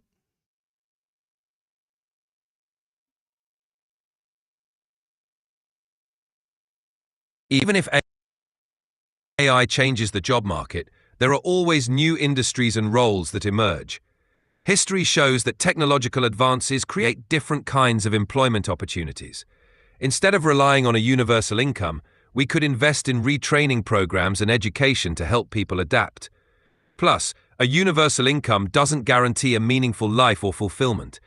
It's better to focus on policies that encourage innovation, entrepreneurship, and a dynamic economy where people can find purpose and opportunity. Universal income might just be a temporary patch that doesn't address the root issues. I mean, okay, so I mean that I understand that, but like in the end, right? AI, like this is assuming that there's enough sufficient amount of jobs that AI just for whatever conceivable reason, which I can't think of, that it's not able to do, that there's enough of those type of jobs for the general population, right? What happens when we're at a point where there's like I would say it'd be pretty damning once we start hitting the 10% of the population that's unable to find and gainful employment, right? So like what do we do then? Because AI is going to be able to handle most, if not nearly all the jobs possible once the local area or the local economy has adapted its infrastructure to allow that to happen, right? We're driven by capitalism, right? And so at the end of the day, there's no system, there's no circumstance where like a human being in most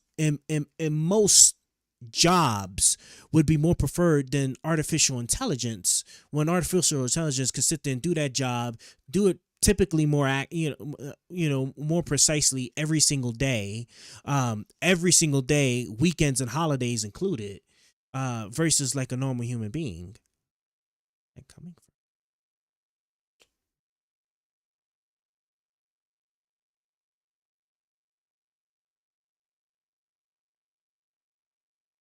I get what you're saying, but even if AI takes over many jobs, human roles will evolve. Historically, automation has always led to the creation of new industries and opportunities we can't even fully imagine yet. Instead of guaranteeing income, we should focus on helping people transition into these new roles and ensure the education system prepares them for the future.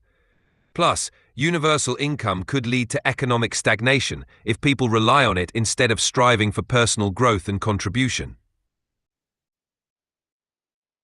Wait, so are you really still adopting the position that there's always going to be enough possible jobs, just so long as the population is trained up to be able to do those specific jobs, whatever jobs that is, that this we will never hit this problem? Can you think of like what type of jobs that would be? Can you give me like an example of like three jobs that don't have to do with like the management of the artificial intelligence system itself?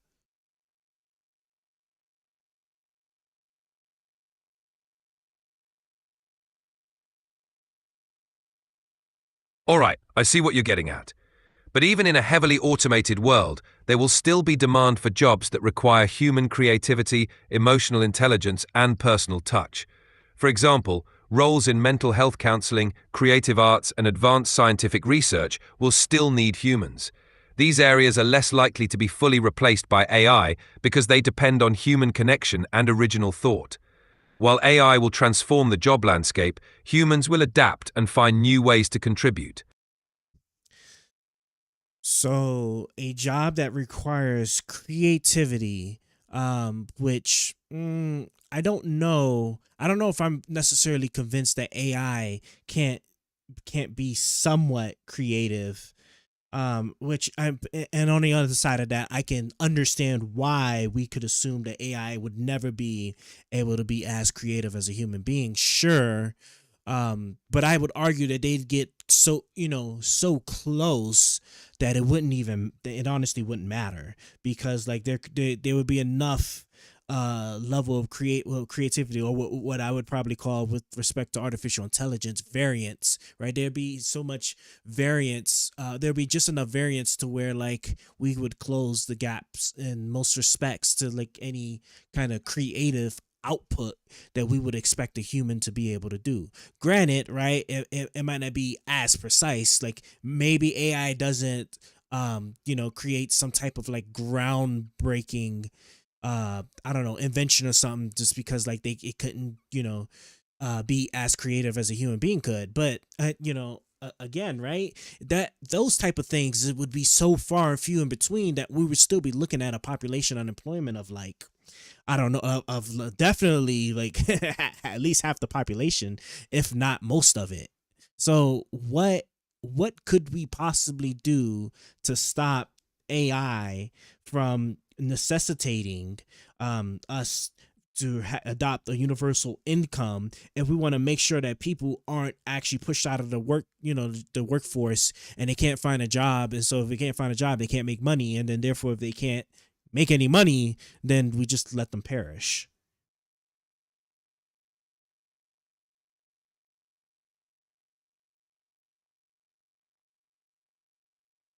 I get the concern, but it's not all or nothing.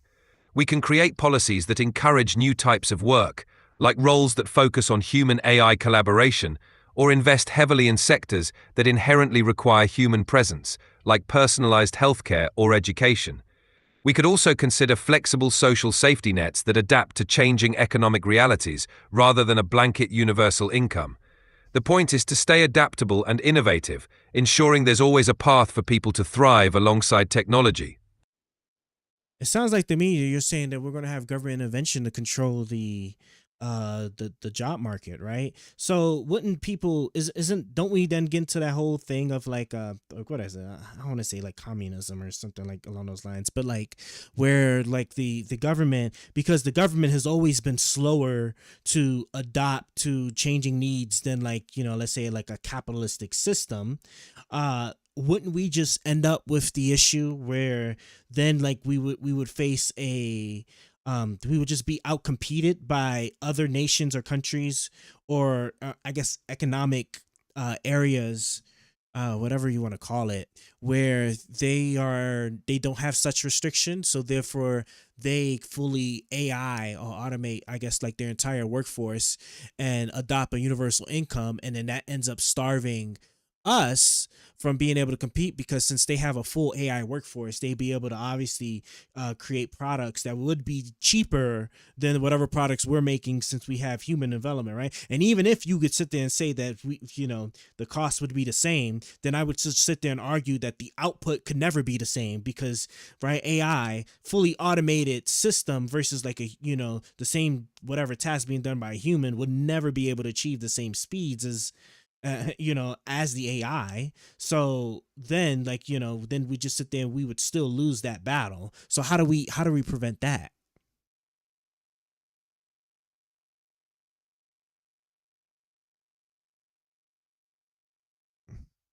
It's a fair point. Balancing government intervention with economic competitiveness is crucial. The idea isn't to stifle innovation or productivity, but to ensure a fair transition. Policies could focus on incentivizing companies to keep a human-AI balance, ensuring humans still have roles in oversight, creativity, and decision-making. And it's not necessarily about rigid control, but about guiding the economy to adapt in ways that benefit society as a whole. Ultimately, it's about finding a way to harness AI's potential while keeping humans at the center of the economy. No solution is perfect, but a nuanced approach can help mitigate the risks you're describing. I understand that, but then that's so then for a system like that to work, the entire world would have to be on board with that.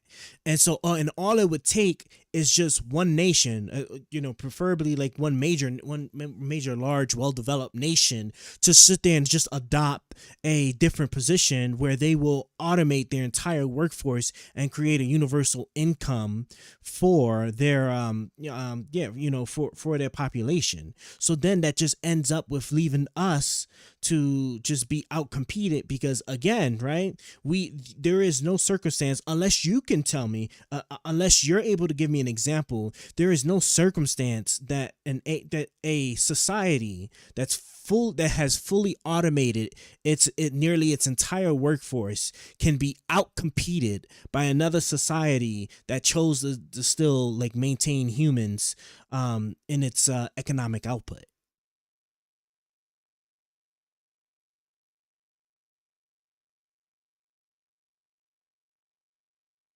I get what you're saying, and it's a valid concern. A single nation going full automation could definitely gain a competitive edge in some aspects. But remember, there are also geopolitical and social factors at play. Nations that prioritize a balanced approach might offer higher quality of life, social stability, and innovation that can't be matched by sheer automation alone. Plus, global cooperation and trade agreements could help balance these disparities, ensuring no single nation can completely outcompete the rest. It's not about a perfect solution, but about navigating a complex, evolving landscape in a way that maximizes benefits for society. Okay, so for one, right, you sit there and you say that we can enact like trade policies, right? So but like for I can easily see a nation that doesn't what's the word I'm looking for? A nation that has fully automated their entire workforce, and so long as they have, they become sufficient enough to be able to like fully support themselves, I can most certainly see I excuse me, I can most certainly see a country just foregoing like the whole trade relations altogether. And wouldn't is that not a cause of concern? Like where like a nation is just like, okay, well, like if we can't trade with you, it won't matter. We have universal income. We have AI that's able to handle everything that we need for our country. We could just like sit there and just do without the trade agreements. And then once that happens, what stops other countries from then being like, well, you know what? We can just simply just do the same thing. What stops that from being an outcome?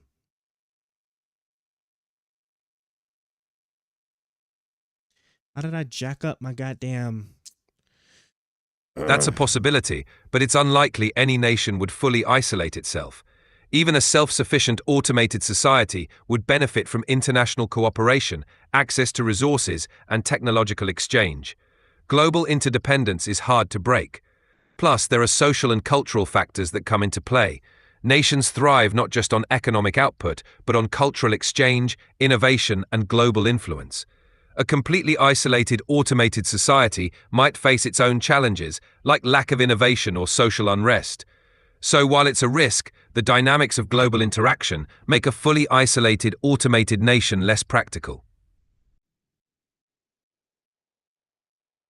I mean, okay, I get that. So, would it be fair to say that what you're okay, so would it be fair to say that what you're arguing is that because I guess like a nation would not be able to, the way I understand it, that a nation would not be able to like fully make up all of the different things they need in trade, this would be the one leverage point that we would have in order to prevent a nation from just fully pulling themselves out of the world economy, since they can be like 100% self-sufficient. But what about I don't, I can't even say if this would even be an extreme case, but what about the circumstance where like a nation then just really does go all the way through with just working to be self-sufficient, to make up all of the dilemmas of being taken out of a world trade organization. If you think about it, like like we see that from time to time with just like sanctions that get put on countries that are like doing crazy stuff, so then they have to work harder to be more self-sufficient. Like what happens when like there's now like an actual personal incentive of like having your entire population being free from the burden of having to work, and be like more productive than any other nation with respect to product output, since everything can be done by AI.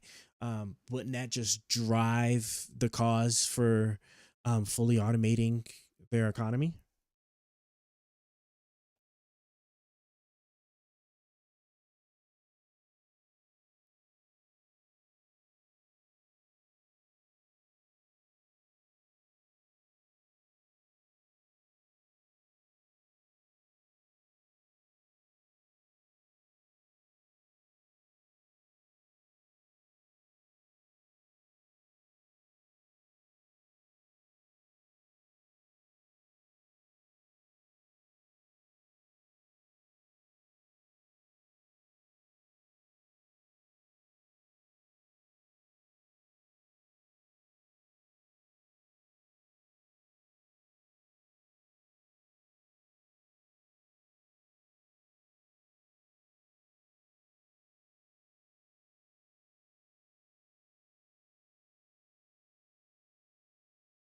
I'm trying to give it another minute.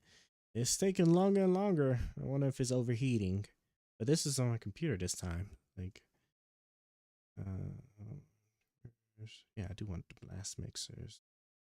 I do want blast mixers on this. Did it not? Don't tell me I said all of that and to not get a response. Like you bastard. Now I have to check. I don't want to close it.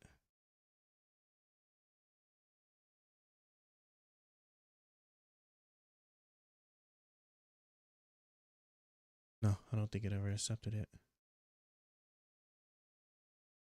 Great. Now I have to sit here and I gotta think about my argument then. So I want you I'll tell you what, give me one clean cut example of why exactly a nation would not choose to fully automate their economy because of whatever benefit they get out of trade that they could not just simply, or they couldn't just possibly um make themselves eventually, or just forgo it altogether. Like, for example, if we was talking about like food supply, that they wouldn't just allow their populations to just decrease in size naturally in order to be able to then like have a population that would be able to be fully sustained by like the amount of food their country's footprint makes.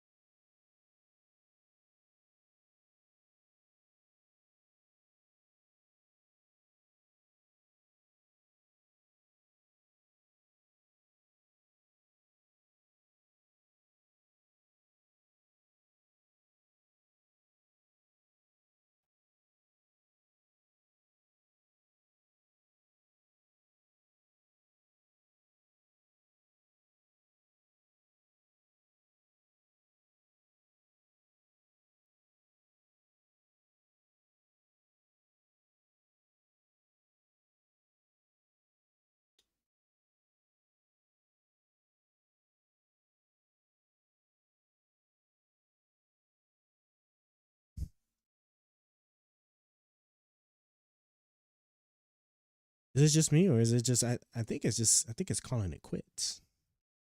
It might just be calling it quits. Oh, I need thorium. Oh, okay. So I need to bounce up out of here. Okay, I think it's gonna call it quits. It's not working no more. See? My gosh, I see the AI has failed us. So let's let me end it.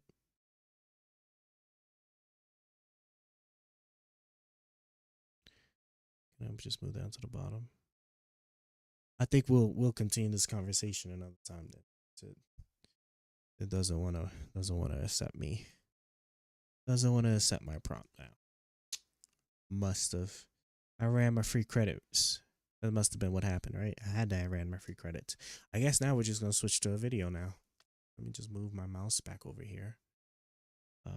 First, I guess I'll just close it. I could probably get it to work, but we got like roughly 30 minutes left, so let's jump on to something juicy. Matter of fact, something. Totally. I need to start working through the list, right? Because over the time, like I'll find YouTube videos that I most certainly want to watch, but I want to actually like do it while I'm streaming. Let me see. What is these?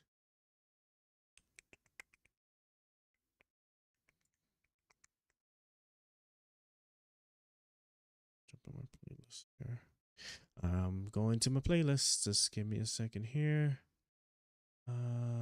Sort by. Yeah, there we go. Unchained. Okay, how about Monkey Right? Didn't mean to actually click on the playlist, so I wanted to. There we go. I need to start like also like deleting these videos as I like watch them. The playlist is big, has like 97 videos in here, but I've watched a lot of them. All right, let's see what we got. Ooh, the Andrew Schultz one. Yes, for the PBD podcast. Yep. Let me grab that link and we can start with that.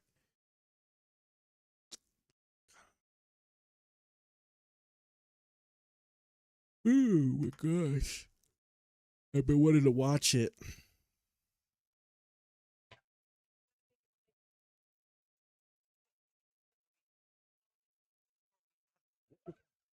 Handshake is better than anything I ever signed. Right.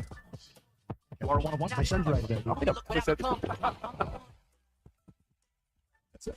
Okay, folks, we have a special guest in the house. Let me tell you why he's so special. He is so special because we had a chance to go watch this guy's show called Life. I went with my wife and Vinny, and I think Adam was there, and Tom was there. Let me tell you, whatever you're doing this weekend, watch his special. Just do me a favor and watch it. Connect me after you're done watching it, but go watch his special. You'll thank me later. And by the way, watch it with your wife. Maybe not with your kids, but definitely with your wife. You will crack up. Let me tell you what's happening with this guy a little bit to understand how big of a deal he is. A few years ago, when we got acclimated, we started building a relationship. He was famous, but not famous like today. You could text him, and it was like 30 minutes. Boom, we're going back and forth, all this stuff. But then when levels of fame increases, it goes to a day, a week. He's not at the month yet, to a year. But let me tell you where it got to. It got to a point that he got so famous that I used to call. I would say, hey, Andrew, how you doing? This is Larry Andrew Schultz Handler. How can I help? He graduated to that level of wealth. He's making money like never before, And you know he's got the savings because of the haircut he got. He saves that money. He's very committed to saving money. Got a family.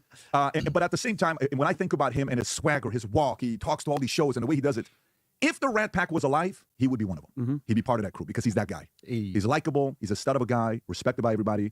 And I think in the next couple of years, he's going to get a massive back from somebody. I don't know who it is. I'm just putting it out there. I think he's going to get some big money in the next couple of years. The day that happens, I'm calling him for a loan that I'm probably going to talk to his handler. Yes. But with that being said, the great Andrew Schultz is in the house. Hey, how you doing, man? How you feeling? Thank you. These These are all lies that you're telling me. All lies. I respond immediately. No, he actually does respond. I'm just giving him a hard I time. text Schultz yesterday in 2 seconds. Hey, see you tomorrow. Boom. That's it. I'm in there. I'm quick. So, you don't respond quickly. Who's it? Adam? Yeah, I had to say I was one of the Tate brothers to get on this podcast. Adam's in a different business. Though. You know, we're having kids. Adam is dating kids. I mean, not dating kids, but dating young the Tate brothers. 18 and above. Adam's in a different 21 lifestyle. plus. 21 plus. He's not allowed. By the way, if anybody brings their daughters here that's between 18 to 21, we tell Adam to take the day off. He is not allowed to be at the office here.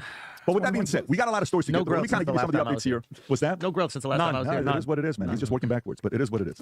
These days, Vinny, on the other hand, is living a different life. But stories. Okay. The reason why Schultz is here is because Schultz is going to tell us. I asked him. I said, look, Schultz, before you come here, specifically, I said 3 things I want you to do. But the most important thing, I need you to read the 80,000 pages of the JFK file. So he read it last night. He's ready. I got it for you. He's going to give a breakdown on what happened with that. He's our private investor. So it's very easy. We'll go through that. Figured it out.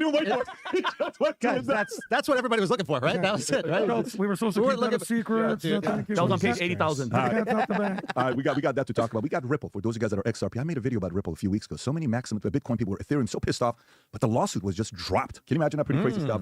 A few other things. Daily Wire CEO steps down. Jeremy Boring. We'll talk about that. Don Lemon says that women at CNN sexually harassed him, including one who touched his nipples. What? Yeah. Don Lemon said someone touched his nipple, which is kind of weird. So walking around with that shirt is awesome. I'm sorry. I love that. I want to know who it is. I shouldn't laugh. I really shouldn't laugh. But Alec Baldwin's wife, I don't know if you saw that on the red carpet. When I can't wait. I want to get your reaction, especially with this documentary/Netflix special that you got called Life. You have to see how she reacts. It's very entertaining. Charlie Kirk is doing his stuff, and something happens where a guy claims he was. Anyway, you just have to watch this. Charlie is such a special guy when it comes down to these types of things. Good news for our family. Because Happy Gilmore 2 is coming out. Okay? My son is a big fan of Happy Gilmore, so the next one's coming out. Something was dropped, JFK, if you want to talk about it. SpaceX, Elon, these guys waited for months. Biden didn't want to do it. They go up there, they bring him down, and it's so bad that they have to actually lift them up because they don't know how to walk because they haven't used the muscles. Very interesting stuff. And then Gavin Newsom schools Tim Walz on Mega. Denies it was just racism and misogyny, and Tim Walz said he could kick all of their asses, which is pretty epic. I mean, Dana White may want to use him and put him in a ring. It would actually get some eyeballs. And then a few other things happened with Kanye and Kim Kardashian that Adam wants to talk about. And then I thought I was going to be someone, say Gen Zs. Became a generation of rejects, and then we got 2 other stories here that we will get into. But before we get into the stories, I'm going to kind of tell you what's going on here right now, guys. The future looks bright. Spring collection is officially here. I don't know if you've noticed. The White House tweeted future looks bright this week. Yep. Everybody's tweeting. Ripple tweeted future looks bright. Wow. This new gear is the puff print, which, by the way, this right here, this will not last. This hat, future looks bright, will not last. You see the logo that pops. If you see the future looks bright, lettering that pops. I like it. Okay, we got this for Adam. We got this for some folks that if you want to wear the spring collection, we have this here. We have another color here again for spring collection. The brown one. Buy 2 and do a gender reveal. Visors. Well, by the way, guys, these shirts. I dare you to order one. Wear it out, okay? If you don't get a compliment on it, message me. We'll give you 2 of these for free. Is that the deal? No compliment. What he's going to do with if you don't get a compliment, we'll give you 2 more of those shirts that nobody likes. Future looks bright. Look at this here. By the way, feel the material. How this is good. This is called the puff print. Feel the material. We'll make you a good deal. If nobody likes your shirt, we'll get 2 more. Spring collection. Go out there and do it. Anybody that places an order, we're putting in one of these new custom VT mugs that are here that has been made for anybody that places an order. We're going to send you one mug as well. Spring collection. Place your order before these things sell out. Having said that, let's get right into it. Vinny, JFK Files. I'm going to read this to you. Yeah. So we are told, Rob, that 80,000 pages are being dropped. Okay. 80,000 pages are being dropped, and this is something a lot of people have been waiting for. The president says we're not going to redact any of it. We're going to share all of it with everybody. Once it is released, one by one, different research people are going through it. Well, I'm going to notice this. I'm going to look for this. I'm going to look for that. Vinny, so far, what have you seen? Because what I see here from Newsweek, Lee Harvey Oswald was poor shot, JFK file reveals. CIA responsible for JFK assassination, agent says, this is Newsweek. What do the JFK files reveal about Lee Harvey Oswald and Jack Ruby? Okay, this is the Hindustanian Times, which of course you got to trust those guys because they do a great job. But let me read what they released, and then what I got here, Vinny, I'm going to come to you next. Here we go. So 1,123 pages released Tuesday by President Trump detailing Lee Harvey Oswald's pre-63 assassination travels, including to Finland, Mexico City, Soviet, Cuban embassies, where he sought a Cuban visa per the National Archives files. An FBI memo from Director J. Edgar Hoover, written hours after Oswald's death, urges per the files to assure the public that Oswald was the one who killed Kennedy amid his arrest for shooting JFK in Dallas, with Trump noting, we have a tremendous amount of paper. You've got a lot of reading, ties that with files showing links to gambling, racketeering from Chicago roots of Jacob Rubenstein, procurator Stephen Fagan, great last name, who said Ruby is for some people the Rosetta Stone that you can use to unwrap the entire Kennedy conspiracy theory. We got a bunch of things to show you here. Vinny, take it away. Well, I guess the unusual suspects, Connor made a really good point. They released 80,000. A lot of them that are old, a lot of nothing that was so outlandish where we're like, oh my God, it was this person definitively. But he made a great point where he said, whatever you were looking for, whatever you wanted, from whatever point of view, you got it that day. If you thought Israel was responsible, guess what? There was enough in there for somebody to have the conclusion that Israel, especially because they were sitting right next. I apologize. I know. I apologize. So the fact that am I the resident Jew? No, that's my job. But like. Yeah, well, you don't know about You that. got to keep you on your toes. It's always guessing. So if you wanted to point the finger at Israel, there's enough proof in here. What did we find? What's happening? Show the forms. Rob, where's the one with the Israel? Rob, what's that one? If you have that one right there. This is regarding Gary Underhill, who was a intelligence agent during World War II, who after the assassination of John F. Kennedy went to a friend's told the friends that a small clique within the CIA was responsible for JFK's assassination and that he was afraid for his life and that he should flee the country. Less than 6 months later, he was found shot to death in a Washington apartment. The coroner ruled it a suicide. Oof. So that's July 1967. Yeah. Okay, what else do you have? Go ahead. Yeah. No, go ahead, Rob. Go ahead. This is more documents. Go ahead, Adam. No, that's the CIA. They're implicating the CIA. Yes. Yes. No, well, he's just going through the documents. No, he's going to. There was a bunch of. There was a bunch of. What else do we have, Rob? No, the Sergei letter is important. This one right here, Tom. If you want to take it away, I'll zoom in. No, this is to the Russian ambassador, and so there was a handwritten note, so that it was legitimized, and they retyped this. So you see the CIA up there retyped this so they could put it in their archive. But he was claiming, he says, listen, Mr. Lee H. Oswald is traveling with CIA, and he will be killed after he does the kill. And he is allegedly an assassin being trained to kill Kennedy. And this guy's bringing this in August, right? August something 3 months before, 3.5 months before. August 9th. Yep. Yep, August 15th. And so it's true that you got everything you wanted, but what you really saw here is there's a bunch of documents that seem to say that the Underhill letter said is a group of people in the CIA were training Oswald, had contact with Ruby, and people were pointing to it. So the one thing that everybody thought, isn't it weird that Alan Dulles of the CIA was on the Warren Commission, making sure that things were in or not in? Guess what? That now really looks like a legitimate statement. I mean, a lot of research went into Roger Stone's book, and he said that. And now we've got all these documents that seem to be pointing very conclusively that the CIA had fingerprints on Oswald's travel, fingerprints on Underhill, fingerprints with the Russian ambassador, where people are saying, look, Oswald's your shooter, one of them, and then he's going to be killed. Andrew, how much you care about this? Zero, almost. Really? Yeah, it's so weird. Like I've been trying to care. It doesn't even sound very And I don't know. It's like, I think it's more that, everything in media has become a Rorschach test, where it's just like what you already feel is what you're going to see. So, I mean, not only that, but then it's just like, I'm sure like there's going to be some kind of connection from like the government to his assassination, like from all the way back then. Sure, because like, I mean, it was just a different time back then where like, you was training somebody to do one thing, right? They end up being they end up being a problem like later on and start offing somebody you don't want them to off. Isn't that the same thing with like, wasn't that like Osama bin Laden? Didn't like Osama bin Laden was originally like funded or supported by like the CIA or the government in order to like to handle one problem, then he himself ended up becoming a problem for the US. It sounds like whoever this Oswald person is like probably had like some kind of like form of training, sure, but I promise you it was probably for one thing, and then he just ends up being the being the guy that then just turns around and then just does another or becomes a problem to the United States. I mean, like that stuff. That's what it's just. I always seem to like the catch from this, or catch from like these things. Like I don't know like what it is that they're trying to prove, that like what that we just tend to get like kind of double crossed it when we sit there, we provide support or training to like an entity or something, and then they just choose to like then like mess it up later. That's what that kind of like sounds like. I'm looking up there. That's right here. don't know if any like hearts or minds are changed by this information. There's no conclusive information. Like you were saying, if you want to blame the Jews, there's enough to blame the Jews. If you want to blame the CIA, there's enough to blame the CIA. If you want to blame the president of Mexico, I thought he was in there for some reason as well. And it's just like, there's nothing conclusive enough to get everybody to agree on one thing. So everybody continues to go down their little rabbit holes, and then we don't get anywhere. And then the discourse just continues online, and everybody just kind of complains. So it's like, what is the solution? What do we really want out of it? Like, what would you like to know? No, I think for you though, because I think the audience cares to know your opinion. You're a guy that's, comedians are brilliant and they're very smart, and you're not just a comedian. You're a very smart guy. Your camera's off. One can have a 6-hour conversation dinner with you, and it's going to be actually a very good conversation. Tell me, like, to the people that do care or those don't care, don't you think it's important for people to know what happened to kill a president, and why would they kill a John F. Kennedy? 100%. But I think it's like, I think right now, like, young people are so detached from like what JFK even was or did. Like, he's an airport. Sure. That's who JFK is. Like, that's his legacy now to young people. We are a little bit different. Like, our parents remember exactly where they were the moment that happened. It was so impactful. But like a 19-year-old kid might have no clue who JFK is. Like, honestly. So I think you would argue that like RFK is more popular than JFK to young people. Today. Yeah. I would say known. Maybe a word would be known. Sure. Now, this is no like indictment on like what he achieved or what he was responsible for. Sure. It's just more like the relation to people, right? So for me, I think the importance of this story is America's at all-time low in confidence in our institutions. And I think the way you build confidence back is tell us the truth. And we don't believe a lot of things that we're being told by whatever institution it is. It could be medicine, pharmaceuticals, it could be health, it could be military-industrial complex, whatever it is, government. So I think we're just kind of craving some truth. We're craving some honesty. And once we get some honesty, we can rebuild that faith. We want to trust institutions. You want to trust the people in power. But right now we don't. So I think this drops and we're like, finally, we're gonna know exactly what happened. They trust us. We trust them. And we can move forward. And it just kind of feels like okay, it always so let does. me ask this question. Maybe the question is the following. Say this is out and inconclusive, okay? The CIA did it. We did it. I mean, you just saw the document right there that we're going to kill him and then the guy that killed Kennedy. Well, that was from the Russian embassy. So I think this is where a lot of things trick. One, the CIA, I imagine, is this like massive company that like there are little CIAs within the CIA. So he was saying there's like that guy who got killed 7 months later, and it was like there's a little faction within the CIA that was responsible for the death of JFK. Like, to me, that's believable. But is that an indictment on the entire CIA?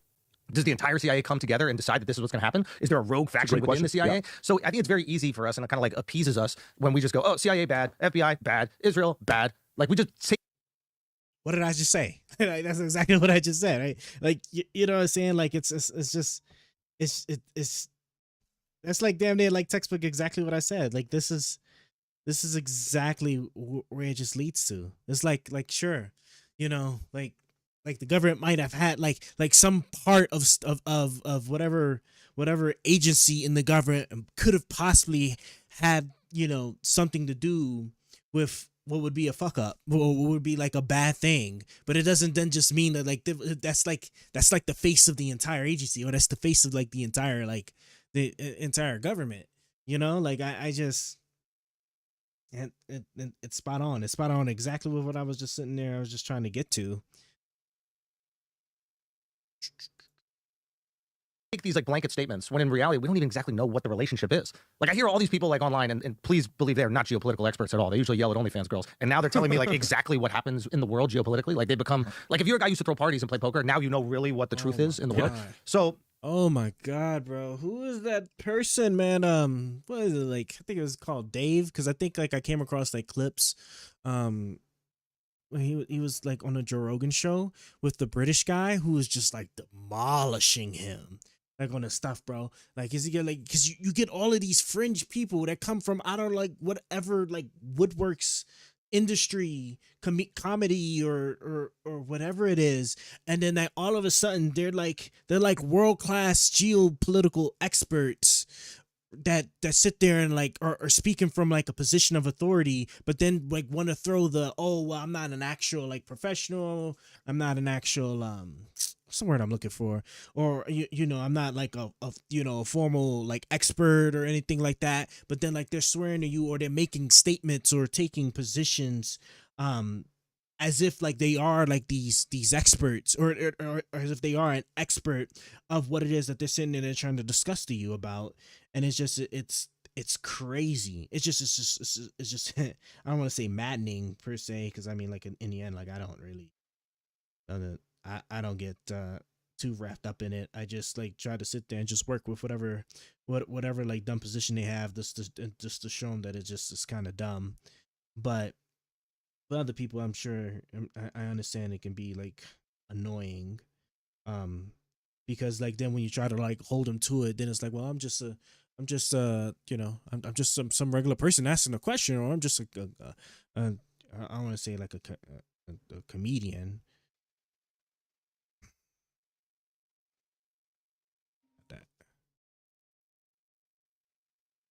they say, oh yeah, Israel's controlling us and making us do all this stuff. It's like, how do we know they're not our errand boys?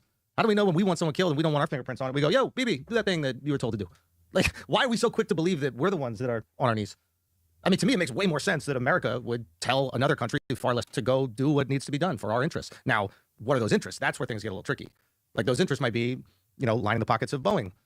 I don't know what those interests are, but a believable scenario that nobody even talks about. I think that's a great point. Are you trying to say that the U.S. government or CIA or FBI maybe gets involved in regime changes around the world? I know we do. Governments? Of course we do. And of course, I like the word, like, what a great perspective, and I haven't heard that. Maybe, whether it's Israel or maybe it's MI6 in the UK or maybe it's whoever it is on the world, maybe they're our errand boy and we control their government. They're not controlling our government. Yeah. I mean, why is that not like the easiest, most plausible scenario? Like, we're the biggest, strongest, most powerful country in the world. But when it comes, what a great point. But when it comes to something like this, which was one of, if not the greatest travesties in the history of our nation, it was that and 9/11. If you don't know the truth is out there, okay? Also, the whole Abraham Lincoln thing and the Civil War thing. That kind of but JFK on camera, shot in the head, proved that a magic bullet did it. Everybody knows who did it, but we couldn't say anything. They proved it. We can't get and by the way, we can't act like this isn't really, really important. We have to know the answers, which we're never going to get. They tried to do it with Trump a year ago. So hold on a second. So what is our attitude supposed to be? Just like Ben Shapiro, who anything with USS Liberty, if Israel's involved, it happened 60 years ago. Just yesterday he came out and he was like, JFK, who cares? It was so long ago. Why? Because it happened so long ago. We're not supposed to find out the answer. They literally tried to do the same shit to Trump, but God got involved. There's no way you could tell me him doing this to a chart didn't get involved. So I think we deserve, and I get it. There's so much. No, did Israel try to kill Trump? Is that what you're saying? No. I'm saying people. No, I'm just saying an assassination attempt that almost that would have been a very unique angle right there. Yeah, of course. No, I'm just saying. By the way, it wasn't. If you believe that dorky ass white boy was walking around pointing at a roof and that guy climbed on a roof and chilled and shot and nobody was paying attention to him, that's unbelievable. 6 cell phones, encrypted messages from overseas. It's a very simple question. Yeah. What if 100% was CIA involved? Does it do anything to you? 100%. Yeah, because then that agency to me has to go bye-bye. The entire agency. You think the agency has to go bye-bye? So, okay, because at that magnitude, they all So now knew. we don't have so we don't have an intelligence community? Years ago. Yeah, but so, hang on. So from an agency from 60, let's just say 62 years ago, they did it. The whole agency needs to go done? Yes, that's our... So, because the biggest, as a military veteran, treason, when you do something to hurt the country, this agency killed the sitting president. It doesn't get worse treasonous than that. Yes, everybody's gone. No. What do you mean, no? Well, let him get out. No, but you understand, for instance, if Valuetainment did something wrong, of that magnitude, wipe out. But the example in this situation would be if out of 200 employees, 22 people had a plot to do something that the other 178 didn't know, the whole company needs to go? I don't think so. Because do you not think that the head and the higher ups of this, if this is true, they didn't know? That doesn't take a small so let me ask you a question. Let's just say these guys did it. Why did they do it? Was it for cause? Was it for crusade? Was it for correcting an injustice? Or was it because they got paid? What do you think would be the main reason? I think they got paid, and because the main things he was trying to do was not get us into war. He was anti-war. He was doing a bunch of stuff that was anti-Israel. So let's just say he is an anti-war guy, because we know he was. Yes. So anti-war hurts who? The military-industrial complex. Okay, perfect. So do you think the CIA agent working for the CIA cares deeply whether it's anti-war or not, or for war? Do you think they care? Do you think the agent is that much of a believer that they care to say, this is why we took him out, because he's anti-war? Do you think the motivation was somebody paid an agent to take him out? You know what I'm asking? Yeah. Probably paying the agent. Okay, so then guess what? If that's the case, it's not an indictment on the entire thing. I mean, look, I just sold the company 2.5 years ago. You know how many times when you go through this, you see bribery happening with different things? Hey, we'll do this for you to turn against this, and we'll do that to turn against. Now you watch everybody. You're like, all right, well, I thought that guy was 100%. Okay, that's what's going on. I thought this guy was. These types of things happen in so many. That's not a indictment on everybody in the company. However, let me ask you the other question. Say it comes out that actually Israel was involved. What does it change for you? If Israel was involved? Let's just say Israel was involved. And what does that change for you? I mean, immediate accountability. Immediate accountability. Absolutely. Okay. And what does that mean? If it's because are those people still around? Are those people still part of government? So none of them are alive. None of them are here. 2 years ago, if they were 30 years old then, they're probably 92 years old today. So there's a 95% chance none of them are alive. If they were over 30, I'm just kind of doing math. I mean, immediate extradition if they are. As I'm sure Israel has done in the past with Nazis that they've found around the world. Immediate extradition, death penalty on public in America, fire, pay-per-view. Immediate, if that was the case. Yeah. I mean, if it's proven guilty, you have to obviously give them due process, but 100%. And I think that would greatly fracture the trust. Because understand, people are emotional beings. So the perception of a relationship matters. Right now, there's a great fracture, I think, between perception of America and Israel's relationship. And you should be able to criticize every fucking country. I hate this idea that you can't criticize them. We criticize America. Half America shits on America every single day. The other half shits on America every single day. But we can't question what another country is doing because we're allies. Bullshit. No, you shouldn't. Every single country can get it. Or should be criticized 1,000%. But what's going to happen is if you see that another country killed one of our leaders, even if we're besties right now, that relationship is probably severed. They probably severed forever, in all seriousness. I mean, listen, we nuked Japan, and now, we hang out, we go there, it's just the best time ever, 100%. But I don't know if Israel's got something as good as sushi. We have the big Well, he says Tel Aviv nightlife is amazing. No. I guess what I'm trying to say is like the public perception. There's going to be so much animosity that I don't know if any relationship could overcome that. You have to say so that severs the relationship immediately because the politicians are going to have to react to public sentiment. You can't just tell people, oh, but that was in the past. Now we're good. I agree. I fully. So that's the part where, you know, the average non-journalist, you know, today there's two different types of journalists, right? There's the citizen journalist and there's the journalist. Yeah. And the question becomes, who do you trust? The guy that's a journalist went to a brainwashing university that you have to believe in one way or another and see the other side as the enemy. So it's not really journalism. It's journalism against the enemy. And then the citizen journalist is not a professional journalist. They're just kind of sitting there searching, Googling, grokking, ChatGPT, and whatever they're doing. And like, I came up with this.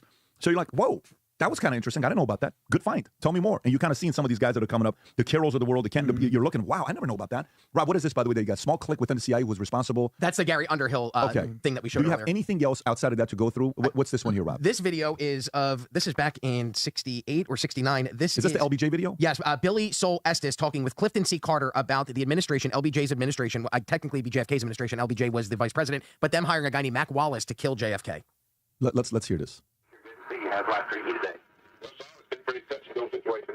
Linda and I have had quite a few unpleasant words here lately over the deal with Lee or Mike Wallace to assassinate the president. It's been hectic in every way, but we've lived through this before. I guess we'll continue to do so. Lyndon should have never issued that order to Mike. But we've had our differences, and I'm true blue to Lyndon as I've always been, and tried to carry out every order that he's ever given me. But this is one I'll probably never be able to forget. In the times that we've had in Texas, and the embarrassment that Lyndon had gotten from Kennedy, I guess there wasn't anything else to do but what he did.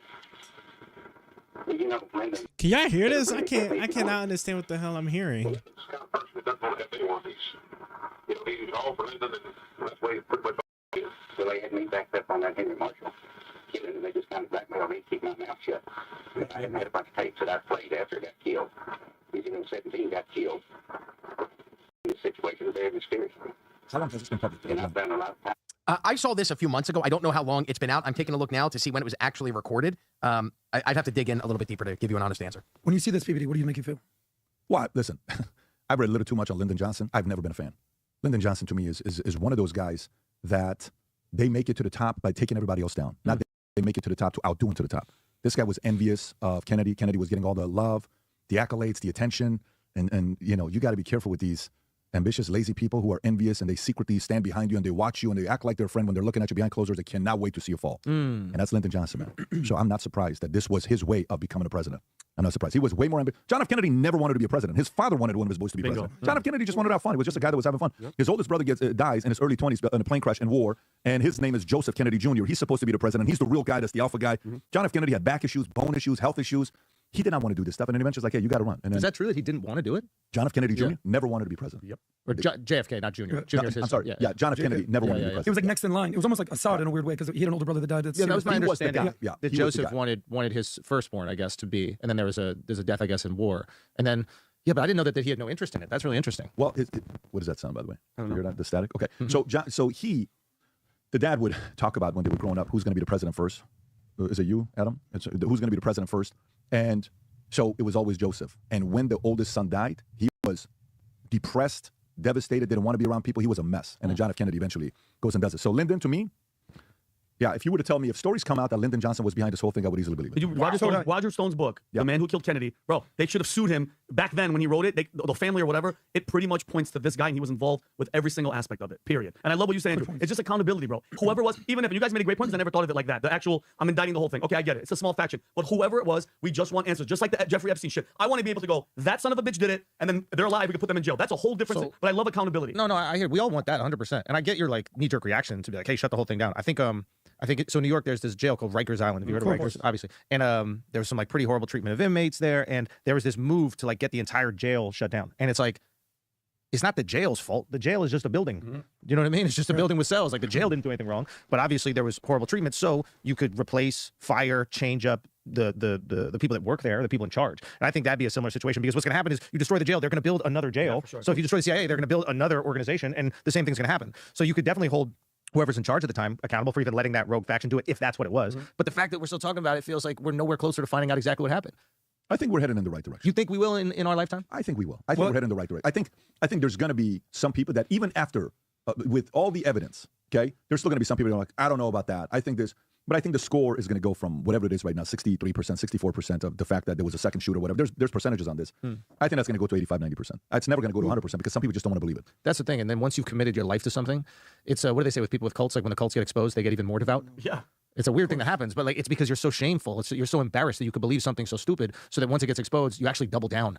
So it's a. And that's kind of what's going on with the Democratic Party today, though, right? With what? Great pivot. Right? That's what's going on with the Democratic Party today. I think what you're talking about, like their lack of ability to kind of understand where kind of mainstream America's sentiments are. The only guy that's saying we screwed up with transgender is Newsom. The only guy that's saying he wants he wants to be. He realizes he's got to get to the center, but everybody else like no trans this, and we still believe in this, and we that is not fair, and that you better call him a woman because she is a woman. No, he's a man. No, and there's the ruckus on what was it, House Congress, Rob, the one congressman got up and speaks, and they were upset because somebody called him sir. You know which one I'm talking about, Rob? Yes, yeah. I mean, they still don't want to give that up. That's a dude, right? That's a dude. Which one? Which one? The senator? There's a congressman that's trans. Is that what you're saying? Of course there is. This one right watch here. This. Go for it. I recognize the representative from Delaware, Mr. McBride. Mr. McBride. Thank you, Madam Chair. Ranking Member Keating, also wonderful. Mr. Chairman, could you repeat your introduction again, please? Yes, we have set the standard on the floor of the House, and I'm simply. What is that standard, Mr. Chairman? Would you repeat what you just said when you introduced a duly elected representative? You see, I wonder if there's anything before that clip. How is it that when he asks for him to repeat his instructions, they knew exactly what they were getting at? Like you didn't. Oh wait, is it? Oh, it's the damn enemies. You didn't notice how he said. Like he also talking about we set the standards on the floor, and it was a clear reference to addressing that transgender person as just a male instead of whatever the gender is that they identify with. It's that's what I'm talking about. Like it's like when you do stuff that's intentionally, it's just intentionally to just annoy somebody. I feel like that's where you just go a step too far. It's just does it really cost that much? Like the person's it's a transgender woman. The person dresses like a woman, acts like a woman and stuff. They want to sit there and at least just be addressed as a woman, right?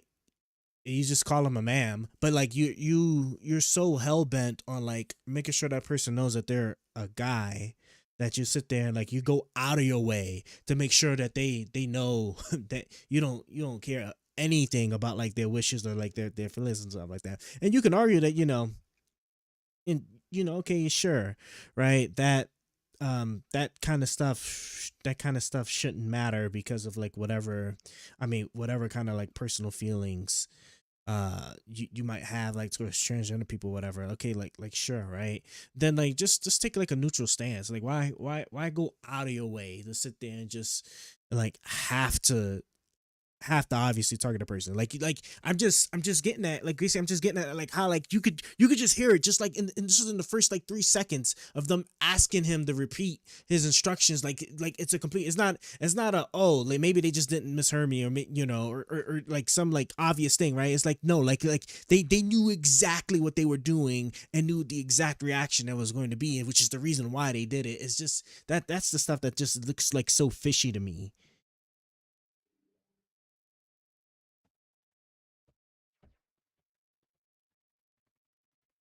Oh, do I not have materials for something? Or was I? No, looks like I have. It looks like I have the resources or something. Play it back and.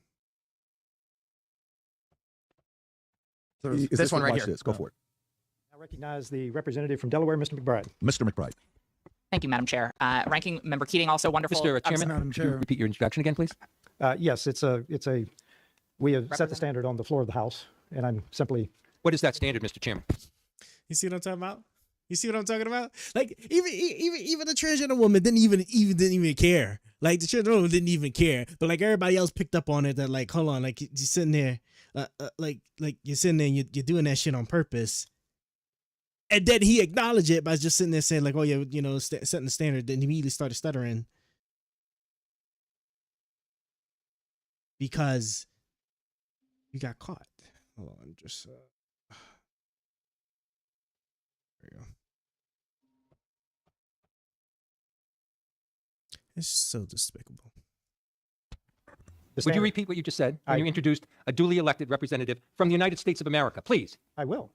The representative from Delaware, Mr. McBride. Mr. Chairman, you are out of order. Okay. Mr. Chairman, have you no decency? Okay. I mean, which one is Mr. McBride? Right here. Can you pull up the picture? I mean, at least it looks like. So she's a trans woman, Yeah. right? So like this is the thing that actually I think is where everybody loses. If she wants to identify as like a woman, and you want to call her, and that's what she wants you to call her, just fucking call her a woman. It's not going to happen. Okay. Let me make the whole argument. Please make the argument. Okay. I'm so curious what this. Let me make the whole argument. Give it to us. I don't think the average person thinks that much about trans, especially the average conservative person. Bro, guys, But I think guys, let me tell y'all something, bro. Don't nobody care about this stuff. Don't no real person actually cares about this, because this is mostly just like a made up issue. This is actually just mostly a made up issue in actual like local Republican spaces. Don't nobody said that you don't run into a transgender person that even here on the congressperson was about to sit there and just go into like whatever it is she was about to go into. She didn't even sit there and like get upset about the thing. She knew exactly what they were doing, and she didn't even bother with it, right? That's what I'm saying. Like most transgender people just don't even.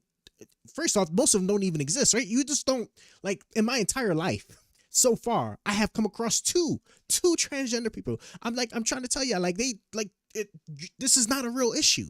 It really isn't. If they were to be a woman, it's fine, right? You could have the argument about certain stuff like, okay, sports and other things where like physical, where like actual like biology and physics might come into play. Some things like sure, but like if you're a regular standard transgender person, like a regular typical standard transgender person, it like they don't care about this shit. They really don't care about this shit. I would like you to call me a woman. If not, then it's okay, whatever. I just stay away from you and just won't be cool with you. Like that's it, right? But then like then they'll show you like the crazy transgender people that'll sit there and like or go mad if you don't call them a woman, or you'll have the ones that'll sit there to be and they'll use like the worst looking ones too, like the ones that sit there and like don't put no effort into trying to like fully take that image or portray that image of a woman, right? Like see the congresswoman obviously is sitting there is like doing everything to like present herself as a woman, whereas like they'll show you like some transgender person that just basically like a dude that just put a dress on and then that's it, right? It's so. Or just like it's some like deep bass voice, like it's not sir, or just some crazy stuff that you just don't see, you just actually don't come across in the public. This isn't real. People don't actually experience this. They just don't. It's just so stupid. It's just so stupid. Like this is not a real problem. They make it to be a real problem, or they make it seem like it's a problem when it really just truly isn't. Okay, cool. I got more airborne.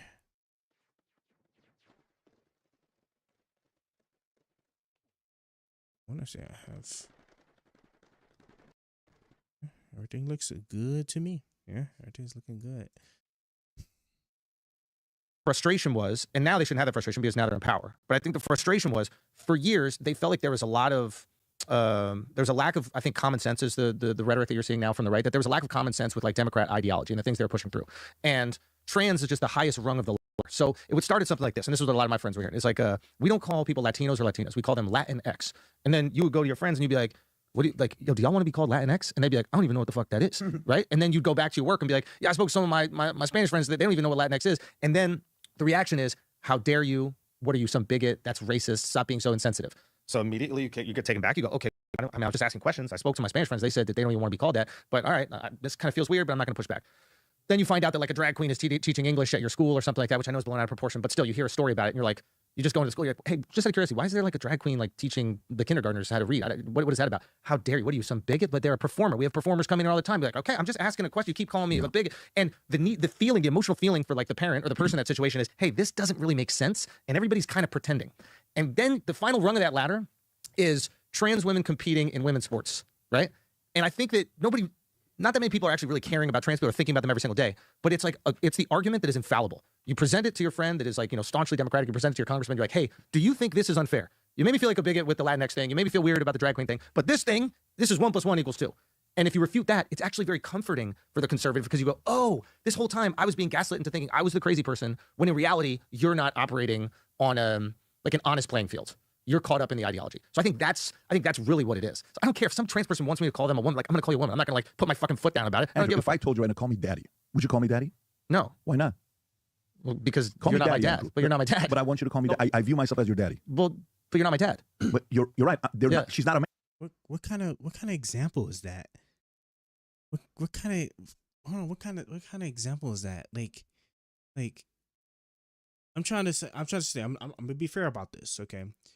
What could I draw that would be a reasonable relationship between a gender, a sex, and a status, right? Or a title, a position, right? Because that would be, if I'm being fair about this, having somebody call me daddy would be equivalent to like basically having somebody call me like the CEO whenever I walk inside of like my workplace or something, right? That's just like I'm trying my hardest, and I do not see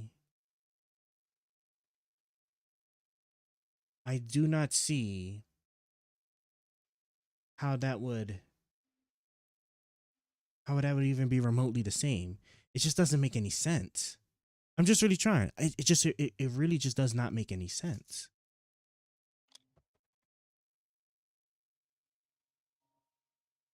No, I can't think of nothing. I really can't think of nothing. I'm trying. I really am trying. But I most certainly cannot actually think of anything. Because it's such a retarded example. It is such a it's such a stupid example. I don't get it. I really don't get it. Okay, so yeah, there we go. See, I just wanted to make sure I was actually this shit was actually coming out, because I was worried for a moment, like, well, eventually this is gonna run out of ammo, and that's not gonna do me any good.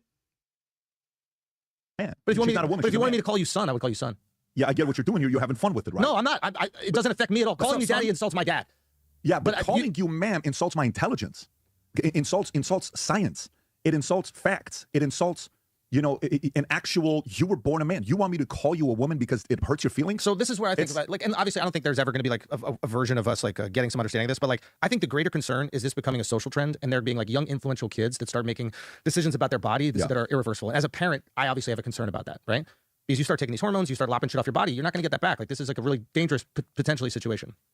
But if you ask me if there are 8 billion people on the planet, right? 8 billion people on the planet, and I see a person born with a foot coming out of their head on Instagram every other fucking day, weird shit happens. Sure. To me, the weirdest shit, body dysmorphia or whatever it is, or gender dysmorphia, like, to me, that's not like unbelievable. If 8 billion people on the planet got their kids born with fucking cancer.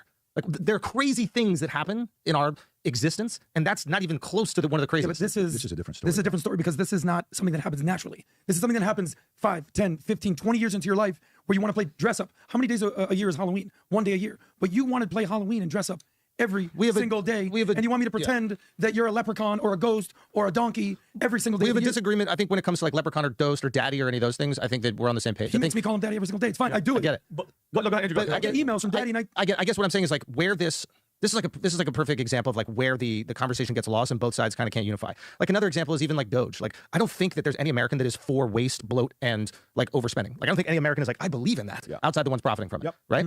But because the issue has become so like antagonistic, now you got people lighting up fucking Tesla dealerships, and it's like, wait, but this is supposed to be a bipartisan supported issue. Like we should come together on this and go, hey, let's find the right way to do it. I mean, maybe doing it with the hatchet or however Elon and Doge have been doing isn't the best way, but let's find a way to make sure that our government agencies are refined and lean, if you will. I think all Americans can support that.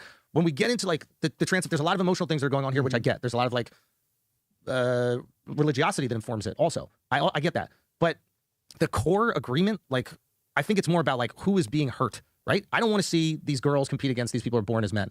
I don't want to see that. Whether some fucking barista wants to put on makeup and say her name is like Sally, I don't give a fuck. Like I'm not in your life. Stay out of mine. That's the way I look about it. When it becomes a social trend and I have to worry about these things with my kid, and the school is told to affirm whatever gender they say, now you're in my life. How old's your oldest? I have one kid, 13 months old. Okay, so when the 13 becomes 13, yeah, and conversations at night when you go home changes, of course, your level of tolerance for these things will change. Yeah. This is where I think it's really important. Yeah. So the part for me, like for example, the other day this guy says, I don't give a shit. Who cares about this auto pen whether he signed it or not, and and who cares about Fauci, whether he signed the pardon or not? Adam's saying this, right? I said, okay. So I said, Adam, the reason why you don't care is because you're an anomaly. You don't live the average person doesn't live your life. The average person has a car. This guy's an Uber 24/7, right? He lives a very different life. Okay. No, that's his choice. He chooses to do it. You know, everybody on the outside thinks every day this guy's getting fired. He's been here for God knows how many years now. So that's not the case. We get along.